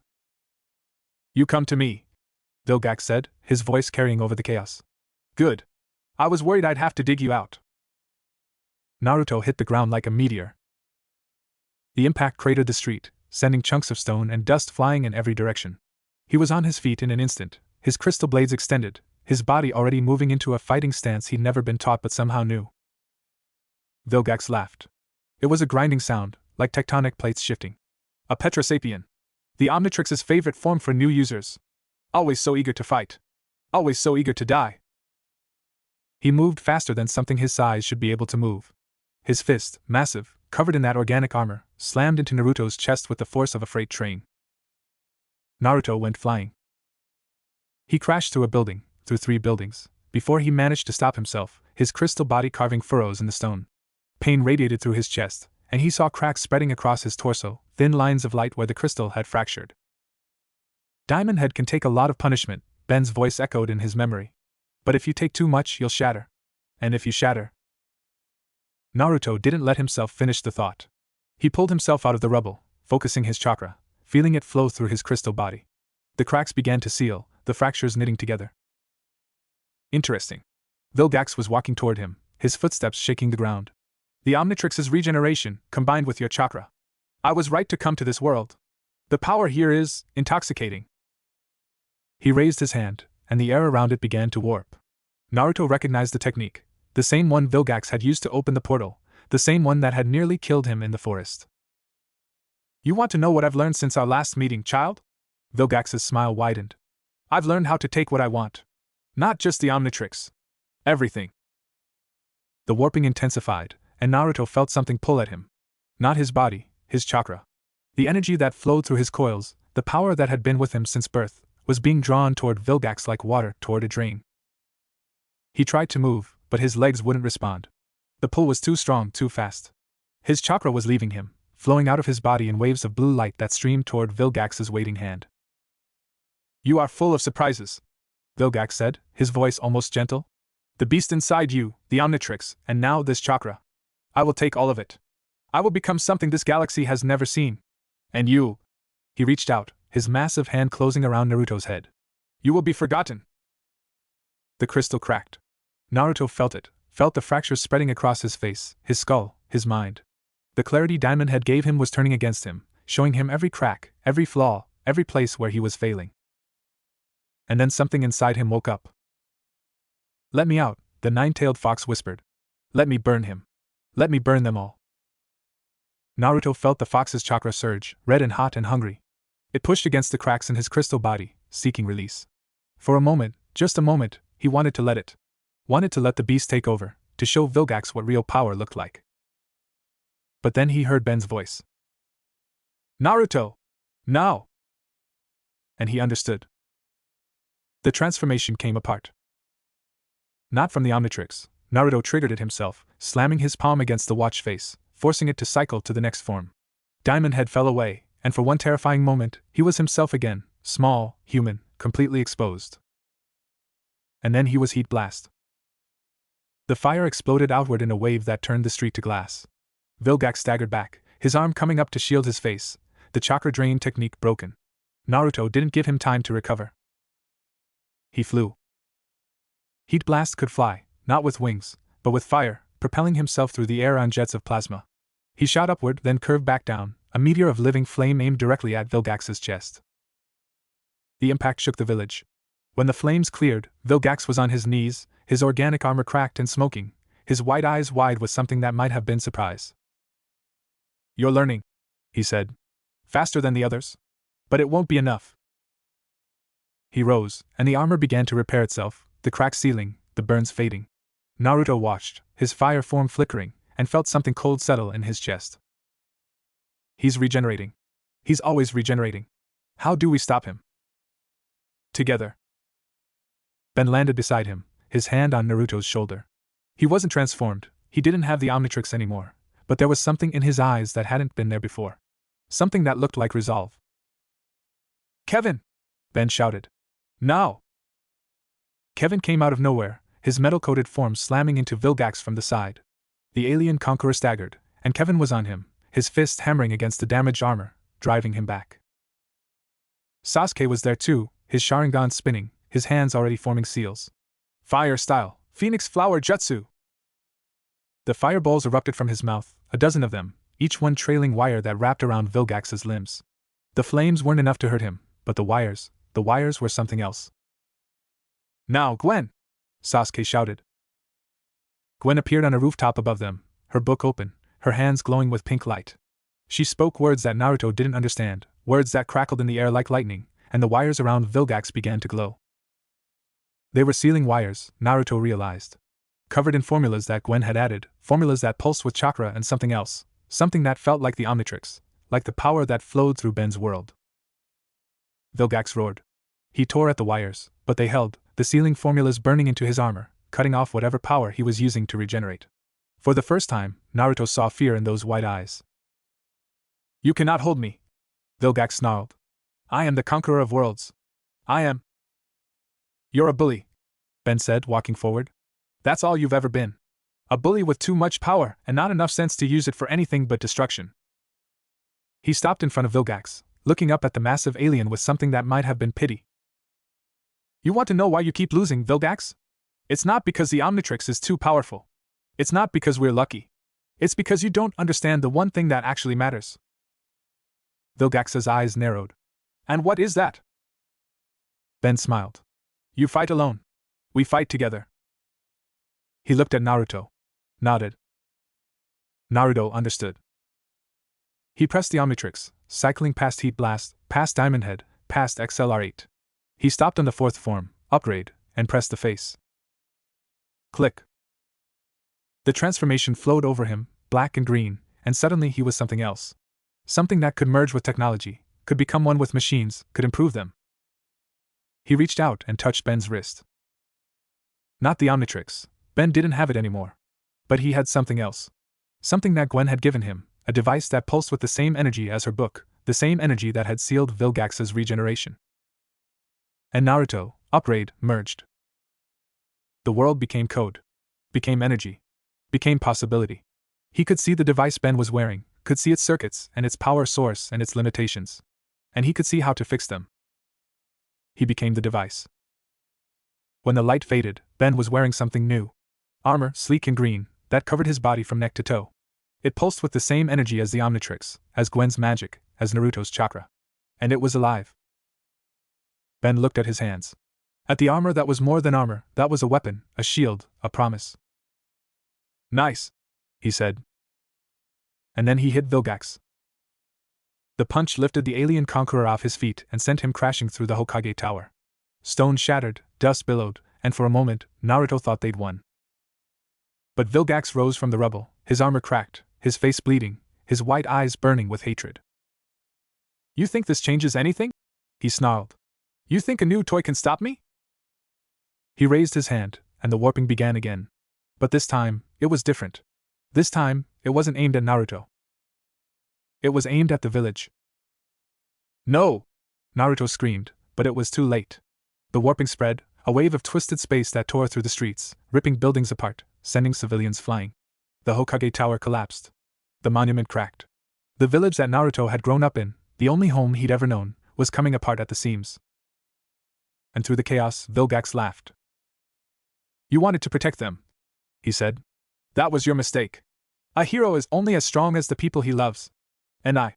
He raised his hand higher, the warping intensifying. I will take them all. Naruto felt something break inside him. Not the Omnitrix. Not his body. Something deeper. Something that had been there since the day he was born, since the day the village looked at him and saw a monster. He thought of Iruka, who had been the first to see him as a person. Of Sakura, who didn't love him but who deserved to live. Of Kakashi-sensei, who was probably somewhere in the village right now, fighting to protect people who had never done anything for him. Of Sasuke, who had pulled him up when he couldn't stand. And he thought of the fox. The beast inside him, always waiting, always hungry, always ready to burn the world. Let me out, the fox whispered again. Let me protect them. You can't. But I can. Naruto closed his eyes. And let it. The red chakra exploded from his body, a wave of pure power that threw Ben and Kevin across the street, that shattered the windows of every building for a block. Naruto felt himself changing, not through the Omnitrix, but through something older, something that had been sleeping in his blood since before he was born. His skin was burning. Not with fire, with chakra, with the fox's chakra, with power that had no business being contained in a human body. He felt his teeth lengthen, his nails sharpen, his eyes shift to something that wasn't quite human. When he opened them, they were red. Slitted. Hungry. Vilgax stopped laughing. What? He started, but Naruto didn't let him finish. He moved faster than XLR8. Hit harder than Diamond Head. Burned hotter than Heat Blast. He was something new, something that had never existed before, a fusion of human and demon, of chakra and alien, of everything that had ever made him different. His fist slammed into Vilgax's chest, and the armor cracked. Not the surface damage from before, real cracks, deep ones, that bled something black and oily. Vilgax gasped, his eyes widening, and Naruto hit him again. And again. And again. Each blow was a lifetime of pain. Each blow was every villager who had looked at him like he was dirt. Each blow was every night alone in his apartment, every day of training that went nowhere, every moment of wondering why he existed at all. That's enough, a voice said. Not the fox. Someone else. Someone who had been there from the beginning. That's enough, Naruto. He stopped. Vilgax was on his knees, his armor shattered, his body broken. The warping had stopped, the village still. And Naruto was standing over him, covered in red chakra that flickered and smoked, his hands dripping with something that wasn't quite blood. He looked at what he'd done.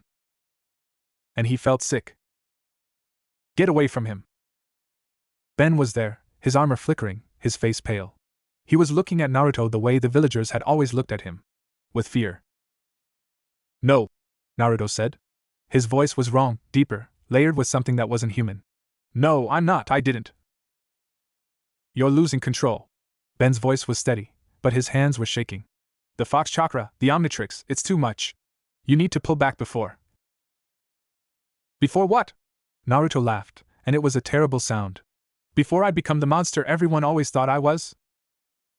The red chakra surged, and he felt the fox pushing, felt it trying to take over completely. And for a moment, just a moment, he wanted to let it. Wanted to show them all what a real monster looked like. Naruto. The voice was quiet. Soft. Familiar. He turned. Iruka-sensei was standing in the street behind him. His face was bruised, his clothes torn, his forehead protector cracked. But he was there. He had come. Iruka-sensei, Naruto said, and his voice cracked. I couldn't. I know. Iruka walked forward, ignoring Ben's shouts, ignoring Kevin's warnings, ignoring everything. He walked up to Naruto, to the thing Naruto had become, and put his hand on his shoulder. The red chakra flared. Naruto felt it try to burn Iruka, tried to push him away. But Iruka didn't flinch. His hand stayed where it was, warm and solid and real. You're not a monster, Iruka said. You never were. And you're not going to become one now. Naruto looked at him. At the man who had been the closest thing to a father he'd ever known. At the proof that someone, somewhere, had believed in him from the beginning. And he let the fox go. The red chakra faded. The claws, the teeth, the slitted eyes, they all receded, leaving Naruto as he'd always been. Small. Human. Exhausted. He fell forward, and Iruka caught him. It's okay, Iruka said, holding him up. I've got you. Behind them, Vilgax was rising. Slowly, painfully, his shattered armor beginning to reform. His wide eyes were fixed on Naruto with an intensity that made Ben take a step back. This isn't over, Vilgax said. I know what you are now. What you carry inside you. And I will have it. Both of them. The Omnitrix and the Beast. I will have everything you are. He raised his hand, and the warping began again. But this time, it wasn't aimed at the village. It was aimed at the sky. A portal opened, not the small one from before, but something massive, something that tore the clouds apart and showed the stars beyond. And through the portal, shapes began to emerge. Ships. Dozens of them. Hundreds. An armada that blotted out the sun. Behold, Vilgax said, his voice echoing across the village. The forces of the Vilgax Empire. 1,000 worlds, 1,000,000 warriors, all at my command. You have fought well, child. But this. He spread his arms, and the ships began to descend. This is the end. Naruto watched the armada descend, and felt something he'd never felt before. Despair. He'd fought Vilgax. He'd used the Omnitrix, used the fox's chakra, used everything he had. And it wasn't enough. It had never been enough. What do we do? He whispered. Ben was beside him, his armor flickering, his face grim.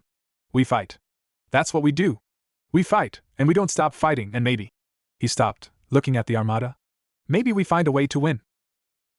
Sasuke was there too, his Sharingan spinning, his hands already forming seals. I can take out some of the smaller ships. Kevin with me. Kevin grinned, his metal coating spreading across his body. Finally. Something I can punch. Gwen landed beside Ben, her book open, her hands glowing. The seals on Vilgax are weakening. He's drawing power from the armada. If we can cut him off. Then that's what we do. Ben looked at Naruto. You ready?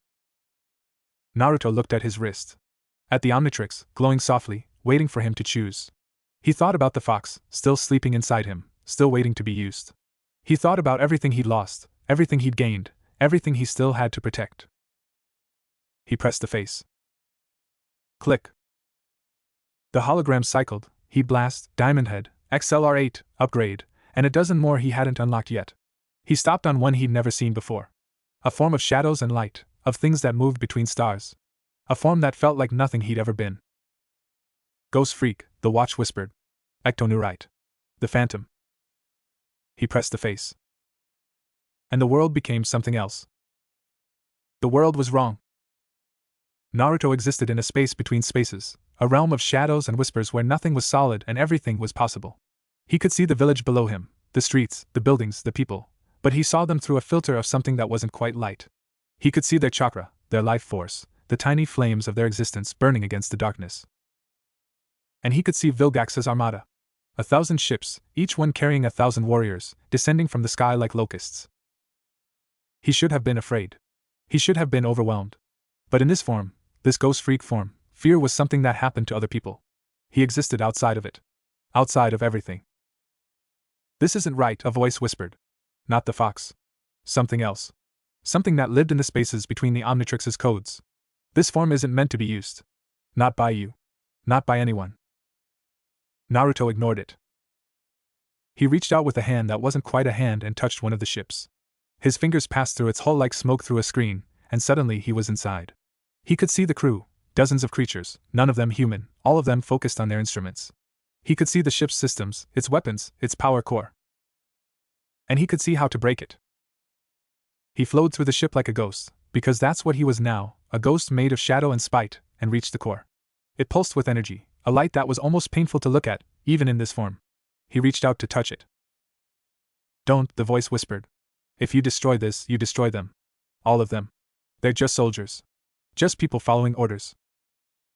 Naruto hesitated. In the village below, another ship fired. He felt the impact through the earth, felt the chakra of the people below flicker and dim. Someone had died. Someone was dying. His hand closed around the core. The ship exploded from the inside out, a blossom of fire and metal that lit up the sky. Naruto floated through the debris, untouched, and watched the pieces fall. Watched the crew, the people, the soldiers, the ones who had been following orders, fall with them. You killed them, the voice said. Just like that. You didn't even think. I thought, Naruto said, and his voice was echoes and whispers. I thought about the people they were going to kill. The village they were going to burn. The families they were going to destroy. And that makes it right? Naruto didn't answer. He was already moving to the next ship. Below, the battle raged. Sasuke and Kevin moved through the streets like a single organism, their attacks synchronized, their movements fluid. Sasuke's fire techniques lit up the darkness, while Kevin's transformed fists shattered anything that got too close. They'd already taken down 3 of the smaller ships, their crews scattered or destroyed. But there were so many more. They just keep coming. Kevin grunted, slamming his fist through the chest of a creature that looked like a cross between a spider and a tank. Does this guy have an unlimited supply of mooks? Sasuke didn't answer. His Sharingan was tracking a dozen enemies at once, cataloging their movements, predicting their attacks. He dodged a blast of energy that would have vaporized him and retaliated with a Chidori that pierced 3 enemies at once. We need to take out the command ship, he said. Cut off the head, and the body dies. Kevin looked up at the sky. The command ship was easy to spot. It was the biggest, the one with the most guns, the one that was hanging back while the others did the fighting. How do we get up there? I can punch hard, but I can't fly. Sasuke's eyes narrowed. Leave that to me. He formed a seal, and his chakra flared. The curse mark, the one Orochimaru had given him, spread across his neck, its black lines branching out like roots. He felt the power surge through him, felt the hunger that came with it, the need for more. Kevin saw the change and stepped back. Whoa! What's happening to you? Sasuke didn't answer. He was already moving, his body launching into the air with strength that wasn't quite his own. He landed on the hull of a passing ship, dug his fingers into the metal, and held on as it carried him toward the command vessel. The ship's crew noticed him. Of course they did. A dozen weapons swiveled in his direction, their barrels glowing with charged energy. Sasuke moved before they could fire, his Sharingan showing him the exact path through their shots, the exact moment to dodge. He reached the command ship's bridge and smashed through the viewport in a spray of glass and atmosphere. The crew inside were different from the others. They were bigger, meaner, covered in scars and armor that pulsed with the same white energy that had been in Vilgax's eyes. They turned to face Sasuke, and for a moment, just a moment, he saw fear in them. He smiled. And then he was among them, Chidori crackling, Sharingan spinning, death moving through their ranks like a scythe through wheat. Gwen found Sakura in the hospital. The building had taken a direct hit from one of the ships, its walls shattered, its roof collapsed. But the healers were still working, still pulling people from the rubble, still doing everything they could to save the wounded. Sakura was among them, her hands glowing green, her face streaked with dust and blood. She was working on a little girl, maybe 5 years old, whose leg had been crushed by a falling beam. The girl's parents stood behind her, their faces pale, their hands clasped together. The bone's shattered, Sakura said, her voice tight. I can stabilize it, but I can't heal it completely. Not here. Not now. Then we move her, Gwen said, landing beside Sakura. Her pink magic flickered around her, warding off the dust and debris. I can get her to a safe zone. There's a shelter under the Hokage Tower. It's still standing. Sakura looked up, and for a moment, her eyes were hard. Who are you? A friend. Of Naruto's. Gwen knelt beside the little girl, her hands already glowing. I'm here to help. But I can't do it alone. There are too many wounded, too many people who need to be moved. I need you. Sakura hesitated. She looked at the little girl, at the parents, at the hospital that was falling apart around them. Then she looked at Gwen, really looked at her, and saw something that made her nod. Okay. What do you need me to do? Gwen smiled. Show me what those healing hands can do. Naruto had destroyed 7 ships when the form began to fight back. It started as a whisper, a voice that wasn't the fox and wasn't the Omnitrix. It was older than both of them, older than this world, older than anything Naruto had ever touched. You wear my skin, the voice said.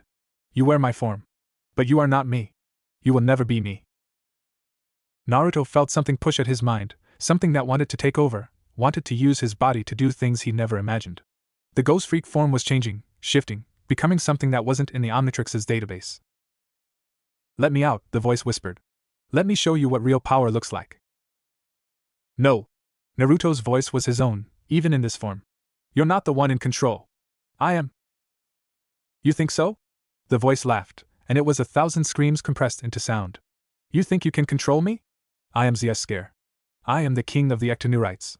I have existed since before your species crawled out of the mud. And you are nothing. The form twisted, and Naruto felt himself being pushed back, felt his consciousness shrinking, felt something else moving into the spaces he'd occupied. He pressed the Omnitrix. Click. Nothing happened. The watch was locked, its face dark, its systems refusing to respond. The Omnitrix cannot help you, Sasuke hissed. It does not control me. I control it. And now I control you. Naruto felt his body moving, felt his hands reaching for things that weren't there, felt his mouth opening to speak words he didn't know. The ghost freak form was consuming him, eating away at his identity, replacing it with something ancient and terrible. And then, a voice. Naruto! Whatever you're doing, stop! Ben was below him, standing on a rooftop, his armor flickering, his face turned up toward the thing Naruto was becoming. I can't! Naruto's voice was barely his own. It's taking over! The watch won't respond! Ben's face went pale. Sasuke. I'd hoped that form was locked. Naruto, listen to me. You need to focus. Find the part of you that's still human. The part that the Omnitrix bonded to. And push. How? I don't know. But if you don't, you're going to lose yourself. Forever. Naruto closed his eyes. In the darkness behind them, he could feel Sasuke pressing against him, could feel the ancient Ectonurites were grinding against his own. It was like trying to hold back the ocean with his bare hands. But he'd done impossible things before. He thought of Irika's hand on his shoulder, warm and solid. He thought of Sakura's laugh, the one she tried to hide when he did something stupid. He thought of Sasuke's grudging respect, the way he'd pulled Naruto to his feet after the fight with Vilgax. He thought of Ben, who had come from another world to help him. Of Gwen, who was probably saving lives right now. Of Kevin, who was fighting beside Sasuke like they'd been teammates for years. He thought of the village. The village that had never wanted him, that had always looked at him like a monster. He thought of the people in it, the ones who were fighting and dying right now, and he realized, he didn't care if they never accepted him. He was going to protect them anyway. Because that was who he was. That was who he'd always been. He opened his eyes, and they were blue. Get out of my head, he said. And he pushed. The ghost freak form shattered. Naruto fell through the air, his body shifting, the alien form breaking apart like glass. He was himself again, human, small, falling from a height that would kill him. The Omnitrix was dark, its systems overloaded, its energy spent. He hit the ground hard, the impact driving the breath from his lungs. For a moment, he just lay there, staring up at the sky, watching the armada descend. I can't do this, he thought. I can't beat them. I can't control the watch. I can't even control myself. Get up. He turned his head. Sasuke was standing over him, his clothes torn, his curse mark receding. Blood was dripping from a cut on his forehead, but his eyes were steady. You're not done, Sasuke said. We're not done. So get up. Naruto stared at him. How are you still fighting? The curse mark, the ships, everything, how are you still standing? Sasuke's mouth twitched. Because someone has to. He held out his hand. The same hand he'd held out in the forest, after Vilgax's first attack. The same hand that had pulled Naruto up when he couldn't stand. Naruto took it. Sasuke pulled him to his feet, and for a moment, they stood there, two boys in a burning village, looking at each other. You've got something on your face, Sasuke said. Naruto wiped his cheek. It came away red. It's nothing. It's blood. From the fall. Sasuke's eyes narrowed. You're hurt. I'm fine. Naruto looked at the Omnitrix. It was starting to glow again, the hourglass pulsing weakly. I just need a minute. The watch is recharging. We don't have a minute. Sasuke pointed at the sky. Look. Naruto looked. The armada had stopped descending. The ships were hanging in the air, their weapons silent, their engines humming. And from the command ship, the one Sasuke had attacked, a figure was descending. It was Vilgax. He was different now. His armor had changed, become sleeker, more organic. His eyes were no longer white, they were black, deep black, like voids that swallowed light. And in his chest, something was pulsing. Something that looked like a second heart, made of chakra and alien energy, and something that made Naruto's stomach turn. You've impressed me, Vilgax said, landing in the street before them. His voice was calm, almost gentle. More than any other user of the Omnitrix. You've adapted faster, fought harder, lasted longer. But it's over now. He raised his hand, and the armada's weapons swiveled to face the village. 1,000 barrels, each one capable of leveling a city block, all aimed at the people Naruto had sworn to protect. You have 10 seconds, Vilgax said. Give me the Omnitrix. Or I destroy this village. Every man, every woman, every child. And then I take it from your corpse. Naruto looked at the watch. Still recharging. Still dark. 10 seconds. Maybe less. What do we do? He asked Sasuke. Sasuke's Sharingan was spinning, tracking the weapons, calculating trajectories. If I use the curse mark at full power, I might be able to take out the command ship. But it would kill me. Then don't do that. I don't see another option. Naruto looked at the village. At the burning buildings, the fleeing civilians, the shinobi fighting and dying. At the place he'd grown up, the only home he'd ever known. He looked at the watch. And he understood. The Omnitrix wasn't a weapon. Ben had tried to tell him, back when they first met. Azimuth hadn't created it to fight. He'd created it to understand. To let different species walk in each other's shoes, to see the world through each other's eyes. Naruto had been using it wrong. He'd been reaching for power, for the forms that could hit the hardest, burn the hottest, move the fastest. He'd been treating the aliens like weapons, like tools to be used and discarded. But they weren't tools. They were people. Each form in the Omnitrix was a living being, with its own history, its own culture, its own way of seeing the world. And the Omnitrix wasn't giving him power over them, it was giving him a chance to become them. To understand them. He'd been so focused on controlling the forms that he'd forgotten to listen to them. And they'd been trying to tell him something, from the very beginning. You don't need to be strong, Heat Blast whispered. You need to be passionate. To care so much that the fire comes naturally. You don't need to be hard, Diamond Head whispered. You need to be clear. To see the truth of things, and to stand for it. You don't need to be fast, XLR8 whispered. You need to be decisive. To move when the moment is right, and to never hesitate. You don't need to be clever, Upgrade whispered. You need to be adaptable. To see what's in front of you and make it better. You don't need to be feared, Ghost Freak whispered, and even ZS Scare's voice was quiet now. You need to be understood. To walk in darkness and still find the light. Naruto closed his eyes. When he opened them, the Omnitrix was glowing. Not the harsh green of activation, but something softer. Something that pulsed in time with his heartbeat. You're not a weapon, he said, looking at the watch. You're a bridge. And I've been using you wrong. The watch pulsed once, warm against his skin. 5 seconds, Vilgax said. Naruto looked at him. At the conqueror who had come to this world to take, to destroy, to consume. At the man who had turned himself into a monster because he didn't understand the one thing that actually mattered. You're wrong, Naruto said. About the Omnitrix. About power. About everything. Vilgax's eyes narrowed. 4. It's not about being strong enough to beat everyone. It's about being strong enough to protect the people you care about. And I. He pressed the Omnitrix face, feeling it cycle through forms he'd never seen, never imagined. I care about a lot of people. 3. The hologram spun. Heat blast. Diamond head. XLR8. Upgrade. Ghost freak. And a dozen more, each one a world of possibility, each one a chance to understand something new. 2. Naruto didn't choose. He let the Omnitrix choose for him. Let it find the form he needed, not the one he wanted. 1. The green light exploded outward, and Naruto became something new. He was human. Not transformed. Not alien. He was Naruto Uzumaki, exactly as he'd always been.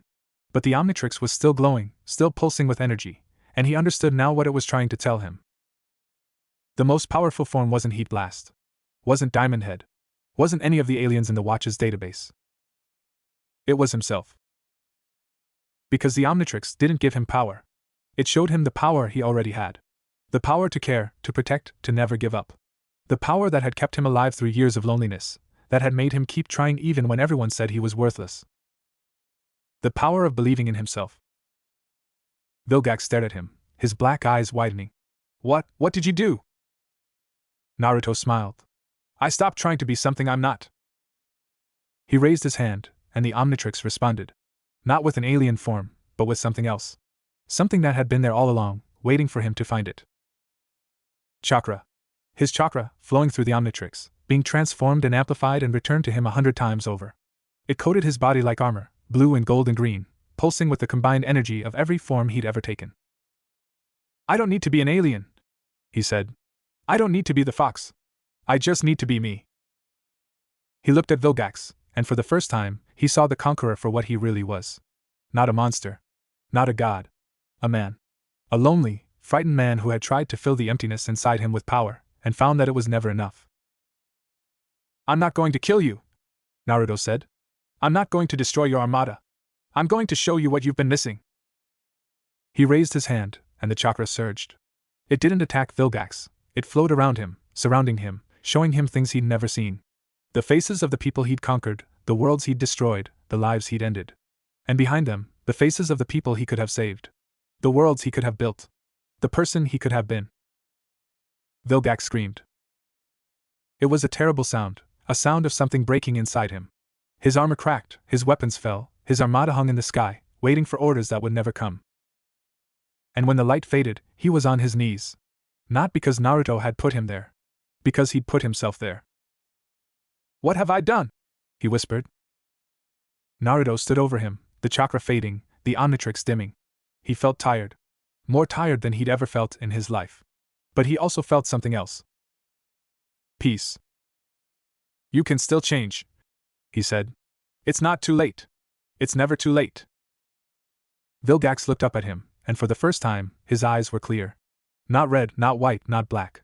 Just eyes. The eyes of a man who had done terrible things and was only now beginning to understand what he'd lost. Change, he repeated, and the word was foreign on his tongue. I don't know how. Naruto smiled. That's okay. I didn't either. But I had people to teach me. He held out his hand. Vilgax stared at it. At the hand of the boy who had beaten him, who had shown him the truth, who was offering him something he'd never been offered before. A second chance.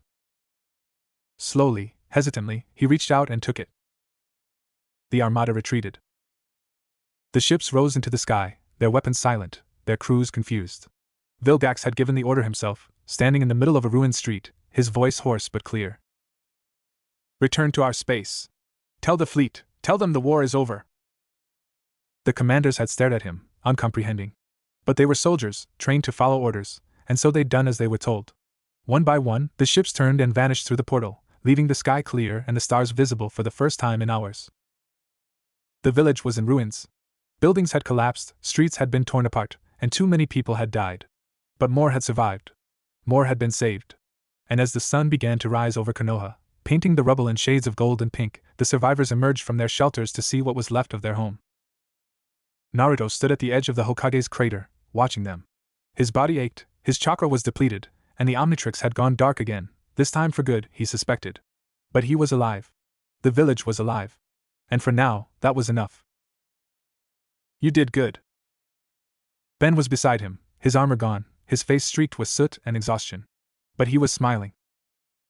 Naruto shook his head. "I almost lost control. If you hadn't been there, then you would have found another way." Ben's voice was certain. "That's what you do. That's what the Omnitrix saw in you. Not power. Not strength. That thing that makes you get back up, no matter how many times you fall." Naruto looked at the watch. At the green hourglass that had fallen from the sky and chosen him. "It's not going to work anymore, is it?" he asked. Ben examined it, his expression thoughtful. "The Omnitrix is resilient. It'll recharge eventually. But you used it in a way it wasn't designed for. It might take a while." "That's okay." Naruto looked at the village. At the people who were already beginning to rebuild, to clean, to heal. "I think I've got enough power already." Gwen landed beside them, Sakura close behind. Both of them were tired, their clothes torn, their hands stained with blood. But they were alive. "The hospital is stable," Gwen reported. "We lost some people, but not as many as we could have. Your friend Sakura is something special." Sakura flushed. "I just did what anyone would have done." "No." Gwen's voice was firm. "You did what a hero does. And that's not something everyone can do." Sakura looked at Naruto, and for a moment, her eyes were soft. "You okay, Naruto?" He grinned.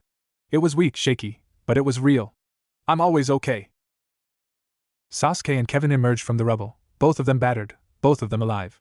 Sasuke's curse mark had receded completely, leaving only a faint scar on his neck. Kevin's metal coating had worn off, revealing bruised skin and tired eyes. "We found Vilgax," Sasuke said. "He's in custody. The Hokage is already talking to him." Naruto nodded. "Is he alive?" "Yes." Sasuke's expression was unreadable. "The old man seems to think he can be redeemed. I'm not sure I agree, but..." He shrugged. "It's not my decision." They stood in silence for a moment, looking at the village. At the smoke rising from the ruins, the people picking through the rubble, the sun rising over everything. "What happens now?" Kevin asked. Ben looked at Naruto. "That's up to him." Naruto looked at the Omnitrix. At the watch that had chosen him, that had changed his life, that had shown him what he could become. "I think..." He took a deep breath. "I think we rebuild. We learn from what happened. And we get ready for whatever comes next." Ben raised an eyebrow. "You think something else is coming?" Naruto thought about the fox, still sleeping inside him. About the Omnitrix, waiting to recharge. About the worlds beyond this one, the ones Vilgax had conquered, the ones that might still need help. "I think," he said slowly, "that we're not alone anymore. And that's not a bad thing." Gwen smiled. "It's really not." They stood together, 5 shinobi and 3 travelers from another world, watching the sun rise over a village that had almost been destroyed. The road ahead would be long. There would be challenges, enemies, battles that none of them could imagine. But for now, for this moment, they had won. And that was enough. 3 weeks had passed since the armada retreated. The village of Konoha was rebuilding. Stone by stone, beam by beam, the shinobi and civilians worked together to raise what had been torn down. The Hokage Tower was still a skeleton of its former self, but the monument had been repaired, the faces of the past Hokage looking out over the village with the same silent dignity they'd always worn. Naruto stood at the top of the monument, looking down at the village he'd almost lost. His hands were bandaged from helping with the reconstruction, his arms ached from lifting debris, and his chakra still hadn't fully recovered from the battle. But he was alive. They were all alive. The Omnitrix was still dark. It had been 3 weeks since it had last glowed, 3 weeks since Naruto had been able to access any of the alien forms. Ben had examined it a dozen times, Gwen had tried everything in her book, and Kevin had even suggested hitting it, which Naruto had vetoed immediately. The Omnitrix is in a recovery cycle, Ben had explained, not for the first time. You pushed it past its limits. It needs time to rebuild its energy reserves. It could be weeks. Months. There's no way to know. Naruto looked at the watch on his wrist. It sat there, black and inert, the hourglass symbol dull and lifeless. He'd gotten used to its weight, the constant presence of it against his skin. Now, without it, he felt lighter. And not in a good way. You're brooding. He didn't turn around. He'd learned to recognize Sasuke's voice, even when he was trying to be quiet. I'm thinking. There's a difference? Naruto snorted. Funny. You're funny now. Sasuke stepped up beside him, his own gaze fixed on the village below. The Sharingan wasn't active, Naruto had learned to tell the difference, but Sasuke's eyes were sharp, missing nothing. The council is meeting today, Sasuke said. About Vilgax. Naruto's stomach tightened. What about him? They want to execute him. The Hokage is resisting, but... Sasuke's jaw tightened. There's a lot of anger. People lost family. Homes. They want someone to pay. Naruto had been avoiding this. He'd known it was coming, known that the village couldn't hold a prisoner like Vilgax forever, but he'd pushed it to the back of his mind. There was too much else to do, too many people who needed help, too many buildings that needed to be rebuilt. But he couldn't avoid it forever. What do you think? He asked. Should they kill him? Sasuke was silent for a long moment. When he spoke, his voice was quiet. I used to think that killing the people who wronged you was the only way to find peace. I spent years chasing that idea. It almost destroyed me. He looked at Naruto, and for the first time, there was something vulnerable in his expression. You showed me there was another way. Ben showed me. Even Vilgax, if you can change, if you can find something worth protecting, then maybe it's not too late for anyone. Naruto stared at him. That's surprisingly optimistic for you. Sasuke's mouth twitched. Don't get used to it. They stood in silence for a moment, watching the village below. Then Naruto pushed himself up, wincing as his muscles protested. I'm going to see him, he said. Vilgax. Before the council makes their decision. Sasuke nodded. I'll come with you. The prison was a temporary structure, built into the foundations of the Hokage Tower. It wasn't meant to hold someone like Vilgax. The village didn't have facilities for prisoners of his power, but the seals Gwen had placed around it held. For now. Vilgax sat in the center of the cell, his massive form hunched, his eyes closed. The organic armor was gone, stripped away by Gwen's magic, leaving him in a simple tunic that made him look almost human. Almost. His eyes opened as Naruto approached. They were no longer red, no longer white, no longer black. They were gray. Tired. Old. Naruto Uzumaki, Vilgax said. His voice was softer than Naruto remembered. Less like grinding metal, more like a man who had shouted himself hoarse. I wondered when you would come. Naruto stood at the edge of the seal, looking in. You knew I'd come? I know you. Vilgax's mouth curved into something that might have been a smile. You're the kind of person who needs to see for themselves. Who needs to understand. That's why the Omnitrix chose you. Naruto's hand went to his wrist, to the dark watch. It's not working anymore. I know. I felt it break when you used it against me. You pushed it further than it was designed to go. It will recover. The Omnitrix is resilient. But it will take time. Sasuke stepped up beside Naruto, his hand on his kunai. The council is meeting today. They're going to decide your fate. Vilgax nodded slowly. I expected as much. They want to kill me. It's what I would do in their place. Naruto frowned. That's not what you would do. You would conquer. You would enslave. You would... I would destroy. Vilgax's voice was flat. I know what I am. What I was. The things you showed me, when the Omnitrix broke, I saw them. All of them. Every world I conquered, every civilization I crushed, every life I extinguished. I saw it all, and I understood for the first time what I had become. He looked at his hands, massive, scarred, the hands of a killer. I've been alive for 3,000 years. For most of that time, I thought I was building something. An empire. A legacy. Something that would outlast me. But empires don't outlast anyone. They crumble. They fall. And all that's left is the memory of what you destroyed to build them. Naruto stared at him. This wasn't the monster who had attacked his village, who had tried to tear the Omnitrix from his arm. This was someone else. Someone who had been shown the truth and couldn't look away. "What are you going to do?" Naruto asked. "If the council spares you, what are you going to do?" Vilgax was quiet for a long moment. When he spoke, his voice was barely a whisper. "I don't know. I've been a conqueror for so long that I don't know how to be anything else.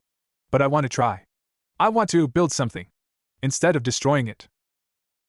He looked up at Naruto, and there was something in his eyes that hadn't been there before. Hope, maybe? Or the ghost of it. "I know I don't deserve a second chance. I know I've done things that can never be forgiven.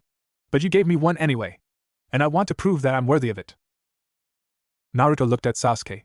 The Uchiha's expression was unreadable, but after a moment, he gave a small nod. "I'll talk to the Hokage," Naruto said. "I'll tell him what you said. I can't promise anything, but—" "You don't need to promise anything." Vilgax's smile was sad. "Just knowing that someone is willing to speak for me, that's more than I deserve." Naruto turned to leave, but stopped at the edge of the seal. "Vilgax. The one who gave you the chakra? Who taught you to use it? Who was it?" Vilgax's face darkened. "I don't know her name. She came to me in the void between worlds, when I was searching for the Omnitrix. She was beautiful. Terrible. She spoke of power beyond anything I had ever imagined, of a world that could give me everything I wanted." He looked at Naruto, and for the first time, there was fear in his eyes. "She's still out there. The one who gave me the chakra. She called it a gift, but I see now that it was something else. A seed. Something she planted in me, to see what would grow." Naruto's blood ran cold. "What do you mean?" "I mean that she's still watching. Still waiting. And when she sees that I've failed, she'll come for you. For the Omnitrix. For everything." The council meeting was held in a temporary building, one of the few that had survived the attack. The Hokage sat at the head of the table, his face lined with exhaustion, while the elders, Hamura, Koharu, and Danzo, sat on either side. Naruto stood in the center of the room, Sasuke beside him, Ben, Gwen, and Kevin behind them. He'd argued about bringing the others, but Ben had insisted. "You're not facing this alone," he'd said. "That's not how this works." The Hokage looked at Naruto with tired eyes. "You've asked to speak on behalf of the prisoner. Is that correct?" Naruto nodded. "Yes, Lord Hokage." "Then speak." Naruto took a deep breath. He prepared for this, had gone over what he wanted to say 100 times. But standing here, facing the leaders of his village, the words felt inadequate. "Vilgax did terrible things," he began. "He attacked our village. He killed our people. He would have destroyed everything we've built if we hadn't stopped him." He paused, looking at the faces around the table. Some were hostile. Some were curious. Danzo's face was carved stone, revealing nothing. "But he's not the same person who attacked us. When I used the Omnitrix against him, it showed him the truth of what he'd done. He saw every world he destroyed, every life he took. And it broke something in him. Something that needed to break." Hamura leaned forward, his eyes narrow. "You expect us to believe that a conqueror who has lived for millennia changed because of a single vision?" "I expect you to believe that people can change." Naruto's voice was steady. "I expect you to believe that someone can do terrible things and still find a way to be better. Because if that's not true, if there's no redemption for people who've done wrong, then what hope is there for any of us?" His eyes flicked to Sasuke, who had done terrible things in his search for revenge.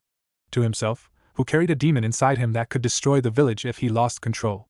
To every shinobi in the room, who had blood on their hands they could never wash clean. Koharu's voice was sharp. "This is not a philosophical debate. The prisoner is a threat. He has powers we don't understand, knowledge of our weaknesses, and connections to forces beyond our world. Keeping him alive is a risk we cannot afford. Killing him is a risk too." Ben stepped forward, his voice calm but firm. "Vilgax has information about whoever gave him that chakra. Information we need. If you execute him, you're throwing away the only lead we have." Danzo spoke for the first time, his voice a whisper that somehow filled the room. "Information can be extracted. The prisoner doesn't need to be alive for that." Naruto's fists clenched. "You're talking about torture. About killing someone who surrendered, who's trying to change. That's not what Konoha stands for. That's not what the will of fire is about." The room went silent. Danzo's eye fixed on Naruto, cold and calculating. "The will of fire," he said slowly, "is about protecting the village at any cost. If executing one prisoner saves lives, then it is our duty to do so." "No." The Hokage's voice cut through the tension. He rose from his chair, his eyes fixed on Danzo. The will of fire is about protecting life. All life. Even the lives of those who have wronged us, if they are willing to change. He looked at Naruto, and something passed between them. Understanding. Trust. Vilgax will not be executed. He will remain in custody until we can determine if he is truly reformed. And if he is, then we will find a place for him. A way for him to make amends for what he's done. Danzo's face tightened, but he said nothing. The other elders exchanged glances, but they didn't argue. The Hokage's word was law. Naruto let out a breath he didn't know he'd been holding. Thank you, Lord Hokage. The Hokage smiled, tired but genuine. Don't thank me yet, Naruto. You're going to be responsible for him. If he steps out of line, if he shows any sign of returning to his old ways. His voice hardened. It will be on your head. Naruto nodded. I understand. As they filed out of the meeting room, Sasuke fell into step beside him. That was reckless. He needed someone to speak for him. No one else was going to. Sasuke was quiet for a moment. You're a fool. Naruto grinned. Maybe. But I'm a fool who saved a life today. 2 weeks later, Vilgax was moved to a new facility. It wasn't a prison, not exactly. It was a small house on the edge of the village, surrounded by seals and guarded by ANBU operatives, but it had windows. It had light. It had space to breathe. Naruto visited him every day. At first, the visits were awkward. Vilgax wasn't used to conversation that didn't involve threats or bargaining. He didn't know how to talk to someone who wasn't afraid of him, who didn't want something from him. But Naruto kept coming. He talked about his training, about the village, about the latest mission he'd been assigned. He brought food sometimes, ramen, usually, because it was the only thing he knew how to make. Vilgax ate it without comment, but Naruto noticed he never left any behind. Gradually, something changed. Vilgax started talking back. Not about his empire, not about his conquests, but about other things. About the worlds he'd seen, the people he'd met, the things he'd learned. He talked about the beauty of a nebula he'd once flown through, the sound of a binary star's solar wind, the way a gas giant's rings caught the light. It's strange, he said one day, looking out the window at the sun setting over Konoha. I spent 3,000 years conquering worlds, and I never once stopped to look at them. Not really. I saw resources. Strategic value. Things to be taken. I never saw this. He gestured at the sunset, the orange light painting his face in shades of gold and red. Beauty. Just beauty, for its own sake. I had forgotten that such a thing existed. Naruto sat beside him, a bowl of ramen in his hands. You can still find it. Beauty. It's not something you lose forever. Vilgax smiled. It was a small thing, barely a curve of his lips, but it was real. You are a remarkable young man, Naruto Uzumaki. I have met gods who were less wise than you. Naruto snorted. I'm not wise. I'm just stubborn. I don't give up on people. That's all. That's everything. The peace didn't last. It was Gwen who noticed it first, a disturbance in the seals she'd placed around the village. A ripple in the fabric of reality, small but growing, like something pressing against a membrane. It's her, she said, her face pale as she traced the lines of her book. The one who gave Vilgax the chakra. She's coming. Naruto stood on the village wall, looking out at the forest. The Omnitrix was still dark, still silent. He'd been without it for 5 weeks now, and he'd almost gotten used to it. Almost. How long? He asked. Days. Maybe less. Gwen's voice was tight. She's not trying to hide. She wants us to know she's coming. Ben was beside them, his armor already forming, his face grim. We need to evacuate the village. Get as many people out as possible. Sasuke's already organizing it, Naruto said. Kevin's helping. Sakura's prepping the hospital for casualties. We're as ready as we can be. Ben looked at him. Are you? Ready, I mean. Naruto looked at his wrist. At the dark watch that had been his constant companion for weeks, now silent and still. I have to be.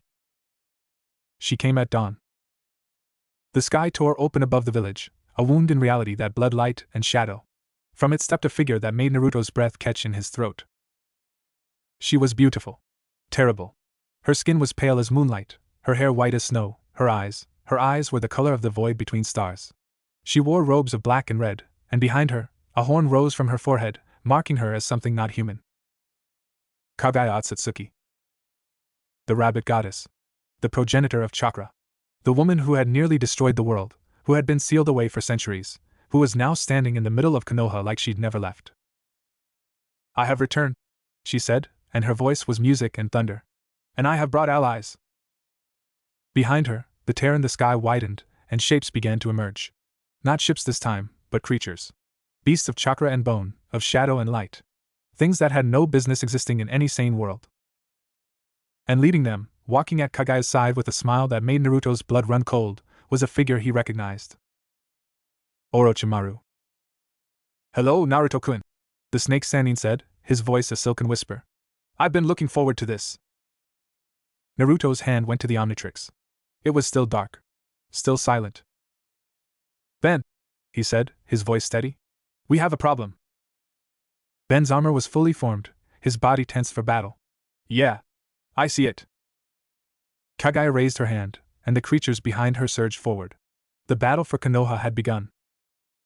The first wave hit the village walls like a tsunami. Naruto threw himself into the fight, his chakra flaring, his fists and feet finding targets with a precision that would have impressed Kakashi. But the creatures kept coming. Every one he took down, 3 more took its place. Ben was beside him, his armor blazing, his fists cracking bones and shattering chakra constructs. Kevin and Sasuke had formed up together, their attacks synchronized, their movements fluid. Gwen was on the wall, her magic forming barriers that held back the tide, giving the defenders room to breathe. But it wasn't enough. "They're endless," Kevin shouted, slamming his fist to a creature that looked like a wolf made of shadow. "We can't kill them all." "We don't need to," Sasuke said, his Sharingan spinning. "We need to get to Kagaya. Cut off the head, and the body dies." Naruto looked at the center of the chaos. Kagaya stood there, untouched, watching the battle like it was entertainment. Beside her, Orochimaru was doing something with his hands, weaving seals that made the air ripple. "Ben," Naruto said. "Cover me." Ben looked at him. "What are you going to do?" Naruto looked at his wrist. At the Omnitrix, still dark, still silent. But he could feel something now. A pulse. Faint, but there. "I'm going to try something." He ran.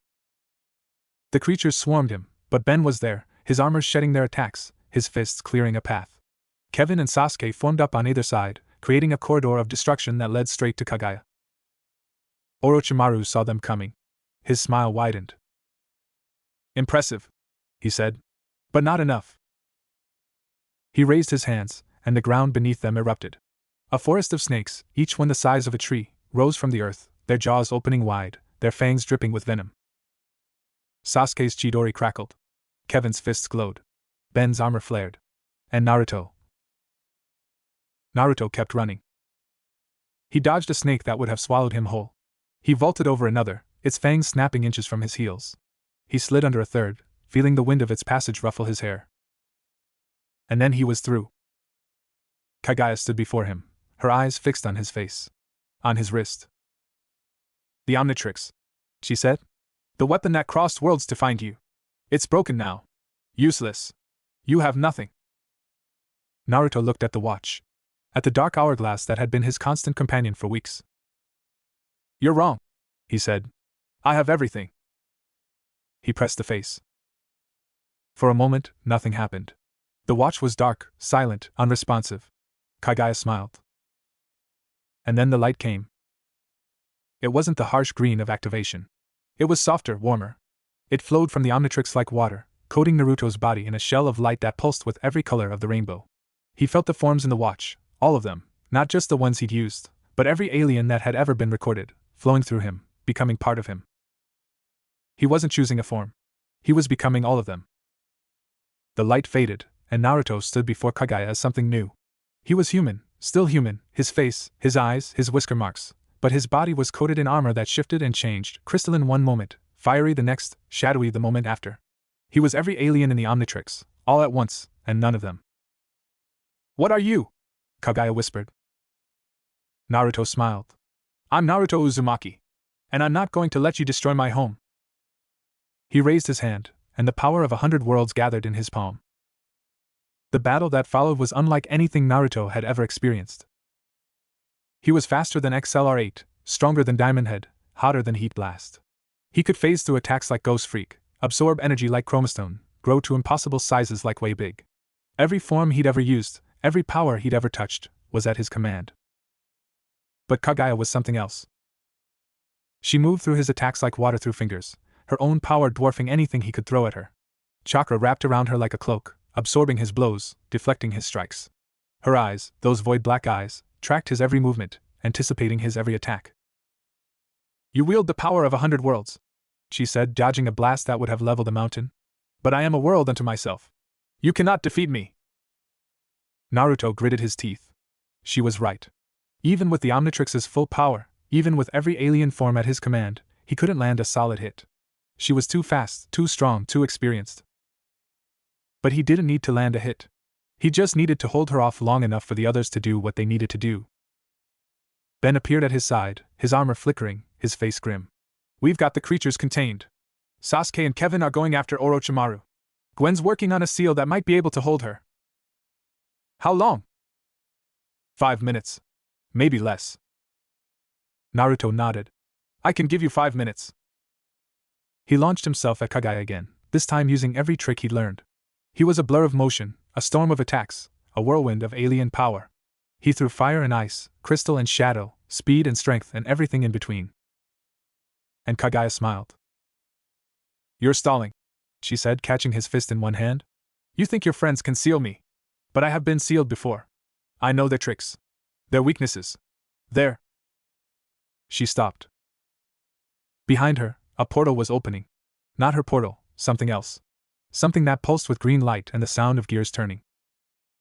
Vilgax stepped through. He was different now. His armor was gone, replaced by simple clothes that the village had given him. His hands were unbound, his face clear.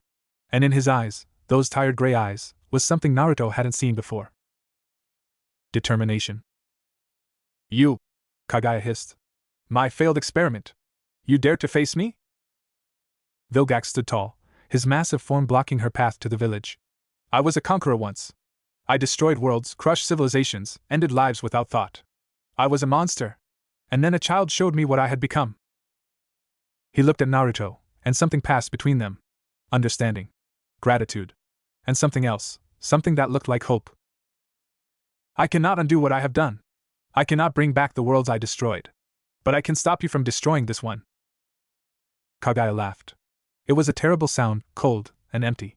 "You think you can stop me? You, who couldn't even take the Omnitrix from a child?" "No," Vilgax said.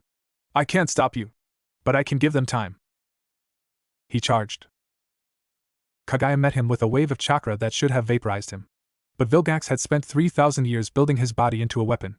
He had survived things that would have killed gods. And he had something he'd never had before. A reason to fight. He slammed into Kaguya like a meteor, his fists finding her face, her chest, her arms. She screamed, her chakra flaring, but Vilgax didn't stop. He couldn't stop. This was his chance to make things right. His only chance. "Now!" Ben shouted. Gwen's seal activated. Pink light exploded outward, wrapping around Kaguya in chains of pure magic. She struggled, her chakra tearing at the bonds, but they held. For now. "Naruto!" Gwen's voice was strained. "I need you to close the seal. The Omnitrix, it's the only thing that can lock her away." Naruto looked at the watch. It was glowing again, pulsing with light that matched Gwen's seals. He understood what he had to do. He ran. Kaguya saw him coming. Her eyes widened, her struggles intensified. But Vilgax held her, his massive arms wrapped around her, his body absorbing the punishment she rained down on him. "You cannot do this," she snarled. "I am Kaguya Otsutsuki. I am the mother of chakra. I am—" "You're someone who needs to be stopped," Naruto said. "And I'm someone who doesn't give up." He pressed his palm against the seal. The Omnitrix flared, and light erupted from his wrist, from his chest, from his eyes. It poured into the seal, strengthening it, reinforcing it, making it something that could hold a god. Kaguya screamed. The light consumed her, wrapped around her, pulled her into the seal. She fought, her chakra tearing at the edges, but the Omnitrix's power was too great. She was fading, disappearing, becoming nothing more than a memory. "Naruto!" Vilgax's voice was urgent. "The portal, I can feel her reaching beyond it. There are others. More of her kind. They know about this world now. About the Omnitrix. They will come." Naruto looked at the seal. At Kaguya's face, twisted with hatred and fear. At the portal behind her, still open, still showing the void between stars. He made a decision. He stepped into the seal. What are you doing? Ben screamed. Naruto, get out of there! Naruto looked back at his friends. At Ben, who had come from another world to help him. At Sasuke, who had become something like a brother. At Sakura, who was somewhere in the village, saving lives. At everyone who had believed in him, even when he didn't believe in himself. I'm closing the door, he said. For good. He raised his hand, and the Omnitrix responded. Not with alien forms, not with power. With something simpler. Something the watch had been designed for, from the very beginning. Connection. He reached out, not with his hands, but with his mind. He touched the portal, felt its edges, its structure, its purpose. And he began to close it. Kaguya screamed. The portal shuddered. The light around them pulsed and flickered. And then everything went white. When Naruto opened his eyes, he was lying on grass. The sky above him was blue, clear, dotted with clouds. Birds were singing somewhere nearby. The air smelled of pine and earth, and something that might have been ramen. He sat up slowly, his body aching, his mind fuzzy. The Omnitrix was on his wrist, its face dark again, its hourglass symbol cracked down the middle. Naruto! He turned. Ben was running toward him, his armor gone, his face pale. Behind him were Gwen, Kevin, Sasuke, and Sakura. All of them were alive. All of them were safe. You idiot, Sasuke said, but there was no heat in his voice. You absolute idiot. Naruto grinned. Missed you too, team. Ben reached him first, pulling him to his feet. The portal. Kaguya. What happened? Naruto looked at his wrist. At the cracked Omnitrix that had given him everything. I closed it, he said. The portal, the connection, all of it. She's sealed away. For good this time. And the others, the ones she was bringing, they can't get through. Ben stared at him. How did you do that? The Omnitrix doesn't have that kind of power. It's not a weapon, Naruto finished. I know. But it's not just a bridge either. It's something else. Something Azimuth put in there, maybe without even knowing it. A way to connect. Really connect. Not just with aliens, but with everything. He looked at the sky. At the sun shining down on the village he'd saved. I used it to show Vilgax the truth. To seal Kaguya. To close the portal. It's not about power, Ben. It never was. It's about understanding. About seeing things the way they really are. And once you see that, once you really see it, you can do anything. Ben was quiet for a long moment. Then he smiled. You know, Azimuth would love you. The old man spent his whole life trying to figure out what the Omnitrix was really for. And you figured it out in a few weeks. Naruto shrugged. I had good teachers. He looked at his friends, his real friends, the ones who had stood with him through everything. Sasuke, who had pulled him up when he couldn't stand. Sakura, who had healed him when he was broken. Ben, who had come from another world to help him. Gwen, who had sealed a goddess with her magic. Kevin, who had fought monsters with his bare hands. And Vilgax, the conqueror who had learned to be something more. Naruto found him at the edge of the clearing, sitting against a tree, his massive frame slumped with exhaustion. His face was bruised, his clothes torn, but he was alive. And when Naruto approached, he looked up with eyes that were no longer gray. They were blue. The same blue as Naruto's. You saved me, Vilgax said. Again. Naruto sat down beside him. You saved us. If you hadn't held her. I did what was right. Vilgax's voice was quiet. For the first time in 3,000 years I did what was right. And it felt... He paused, searching for the word. It felt like something I want to do again. Naruto smiled. Then do it. Stay here. Help us rebuild. Be something more than you were.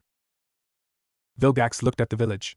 At the people who were already beginning to emerge from the shelters, looking at the sky, at the sun, at each other. At the life that was continuing, despite everything. I would like that, he said. I would like that very much. The village healed slowly. Weeks turned into months, and Konoha rose from its ashes like something that had learned, through generations of pain, how to rebuild. The Hokage Tower was the first structure completed, its stone walls freshly carved, its roof newly tiled, the faces of the past Hokage watching over the village with the same silent vigilance they'd always shown. The hospital came next, then the academy, then the homes that had been shattered during the attack. Naruto worked on all of them. His hands were calloused now, rough from lifting beams and hauling stone. The cuts and scrapes he'd accumulated during the reconstruction had become scars, faint white lines that crisscrossed his palms and forearms. He didn't mind them. They were reminders of what he'd helped build. The Omnitrix sat on his wrist, the crack in its face a permanent reminder of what he'd done to close the portal. It didn't glow anymore. Didn't pulse. Didn't transform him into anything other than himself. Ben had examined it a dozen times, had even tried to contact Asma through methods Naruto didn't fully understand, but the answer was always the same.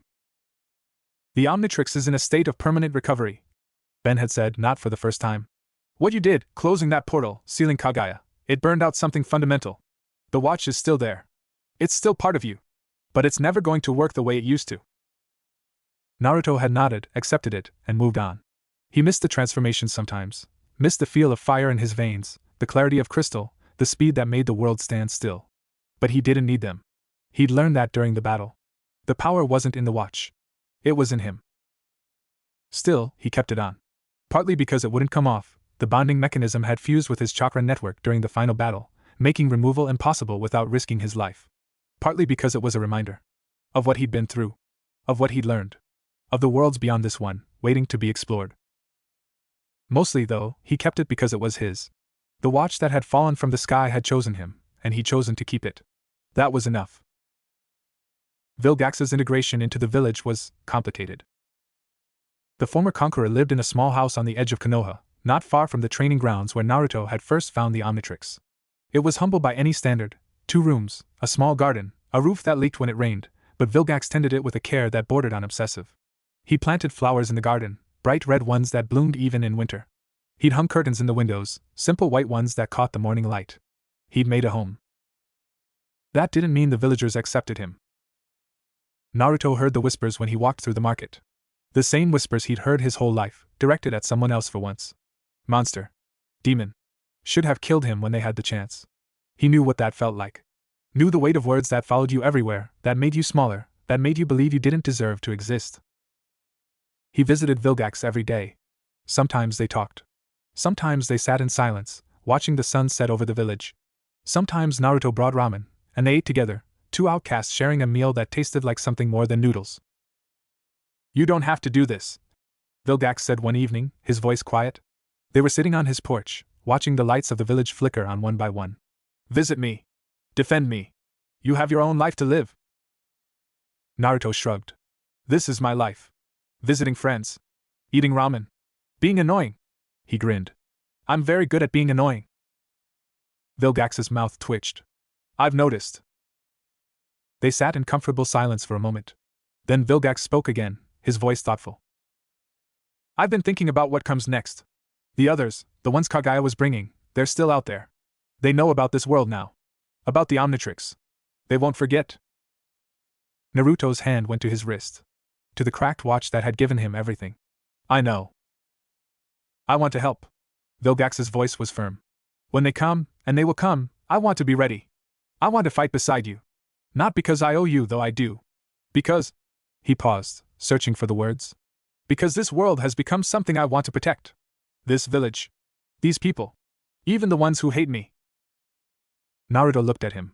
At the conqueror who had once tried to tear the Omnitrix from his arm, who was now talking about protecting the people who wanted him dead. You've changed, Naruto said. Vilgax smiled. It was a small thing, barely there, but it was real. You did that. You and the watch. You showed me what I was. And then you showed me what I could be. He looked at the sky, at the stars beginning to appear in the deepening blue. I spent 3,000 years conquering worlds, Naruto. I thought I was building something that would last forever. But empires crumble. Power fades. The only thing that endures... He paused, his voice catching. The only thing that endures is what we leave behind. The lives we touch. The people we change. He turned to Naruto, and for a moment, he looked almost human. You changed me. You gave me a second chance. And I want to spend whatever time I have left making sure that chance wasn't wasted. Naruto didn't know what to say to that. So he did what he always did when words failed him. He smiled. Okay, he said. Then let's get to work. The training started the next day. Vilgax, it turned out, was a terrifying teacher. He pushed Naruto harder than anyone ever had, harder than Kakashi, harder than the academy instructors, harder than Naruto had ever pushed himself. They trained in the same clearing where Naruto had found the Omnitrix, the crater long since filled, the trees regrown. Every morning, before the sun rose, they met. Every evening, after the sun set, Naruto limped home, exhausted and aching and somehow hungry for more. "Your chakra control is sloppy," Vilgax said one morning, watching Naruto form hand seals. "You're wasting half your energy on techniques that should be effortless." "I'm trying," Naruto snapped, sweat dripping down his face. "It's not like I had the best teachers growing up." Vilgax's expression didn't change. "Excuses are the refuge of the weak." Again. Naruto gritted his teeth and formed the seals again. Clone Jutsu. The simplest technique in the shinobi repertoire. He'd failed it 100 times in the academy, 1,000 times since. But this time, something was different. The chakra flowed through him differently. Smoother. Cleaner. Like the Omnitrix had opened something inside him, some pathway that had been blocked before. He felt the energy gather in his hands, felt it shape itself into something solid, something real. When the smoke cleared, there were 5 clones standing beside him. He stared at them.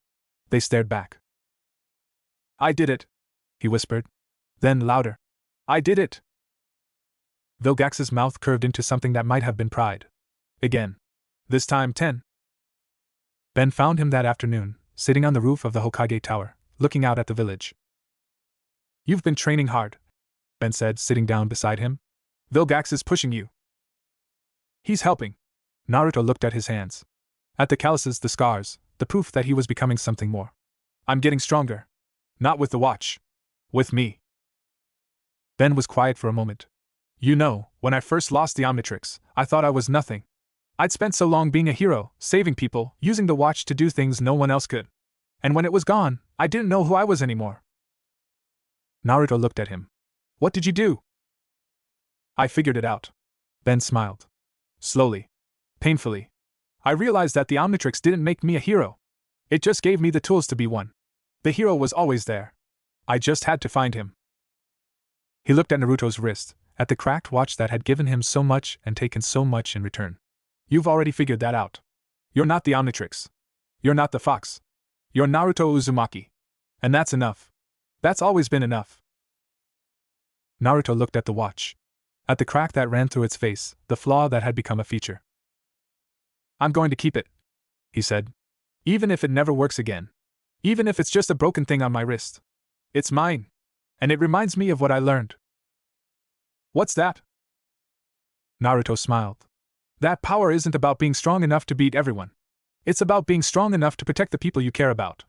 And I care about a lot of people." Ben laughed. "You sound like my grandpa. He used to say stuff like that." "Your grandpa sounds smart." "He was." Ben's voice was soft. "He was the smartest person I ever knew." They sat in silence for a moment, watching the sun set over the village. Then Ben stood up, brushing off his jacket. "We're leaving tomorrow," he said. "Gwen's been tracking some energy signatures that might lead to azimuth. If anyone can fix the Omnitrix, it's him." Naruto's stomach clenched. He'd known this was coming. Ben and his friends had their own world, their own lives, their own battles to fight, but knowing didn't make it easier. "I'm going to miss you," he said. Ben smiled. "I'm going to miss you too. But this isn't goodbye. The Omnitrix connects us now. Across worlds, across dimensions. We'll see each other again." Naruto nodded. "When you find azimuth, tell him." He paused, thinking. "Tell him the watch chose well."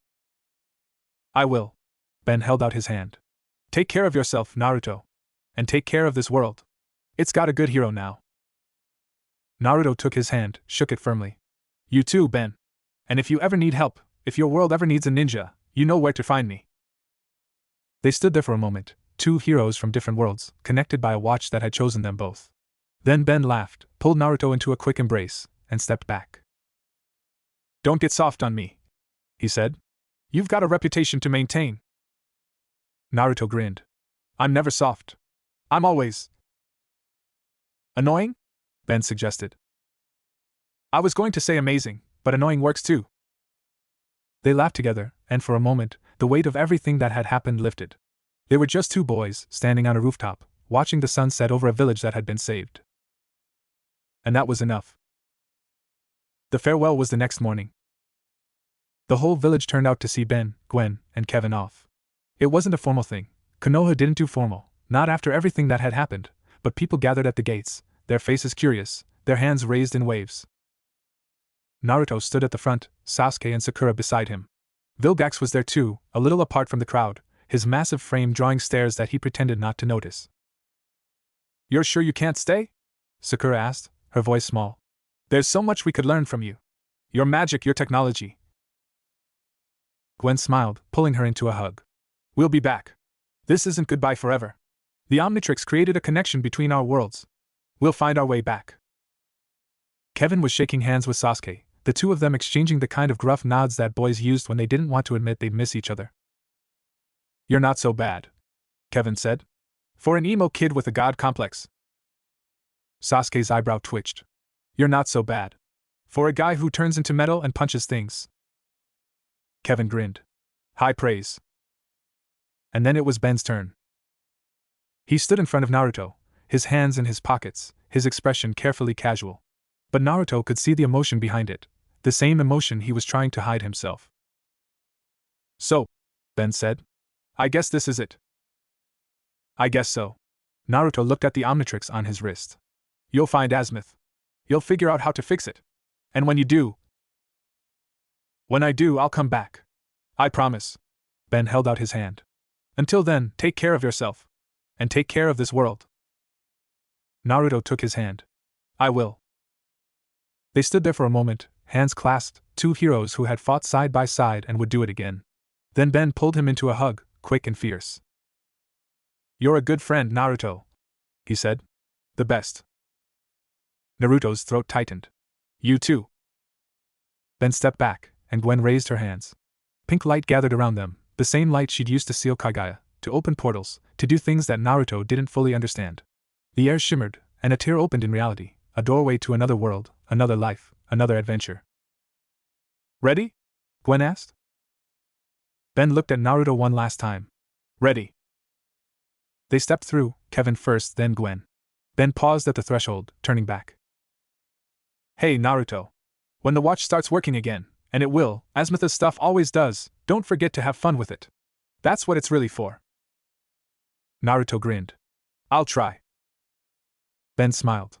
And then he was gone, the portal closing behind him, leaving nothing but the memory of his presence. The crowd dispersed slowly, people drifting back to their lives, their work, their rebuilding. Naruto stood at the gate for a long time, watching the spot where Ben had been, feeling the weight of the Omnitrix on his wrist. "Are you okay?" Sakura asked, touching his arm.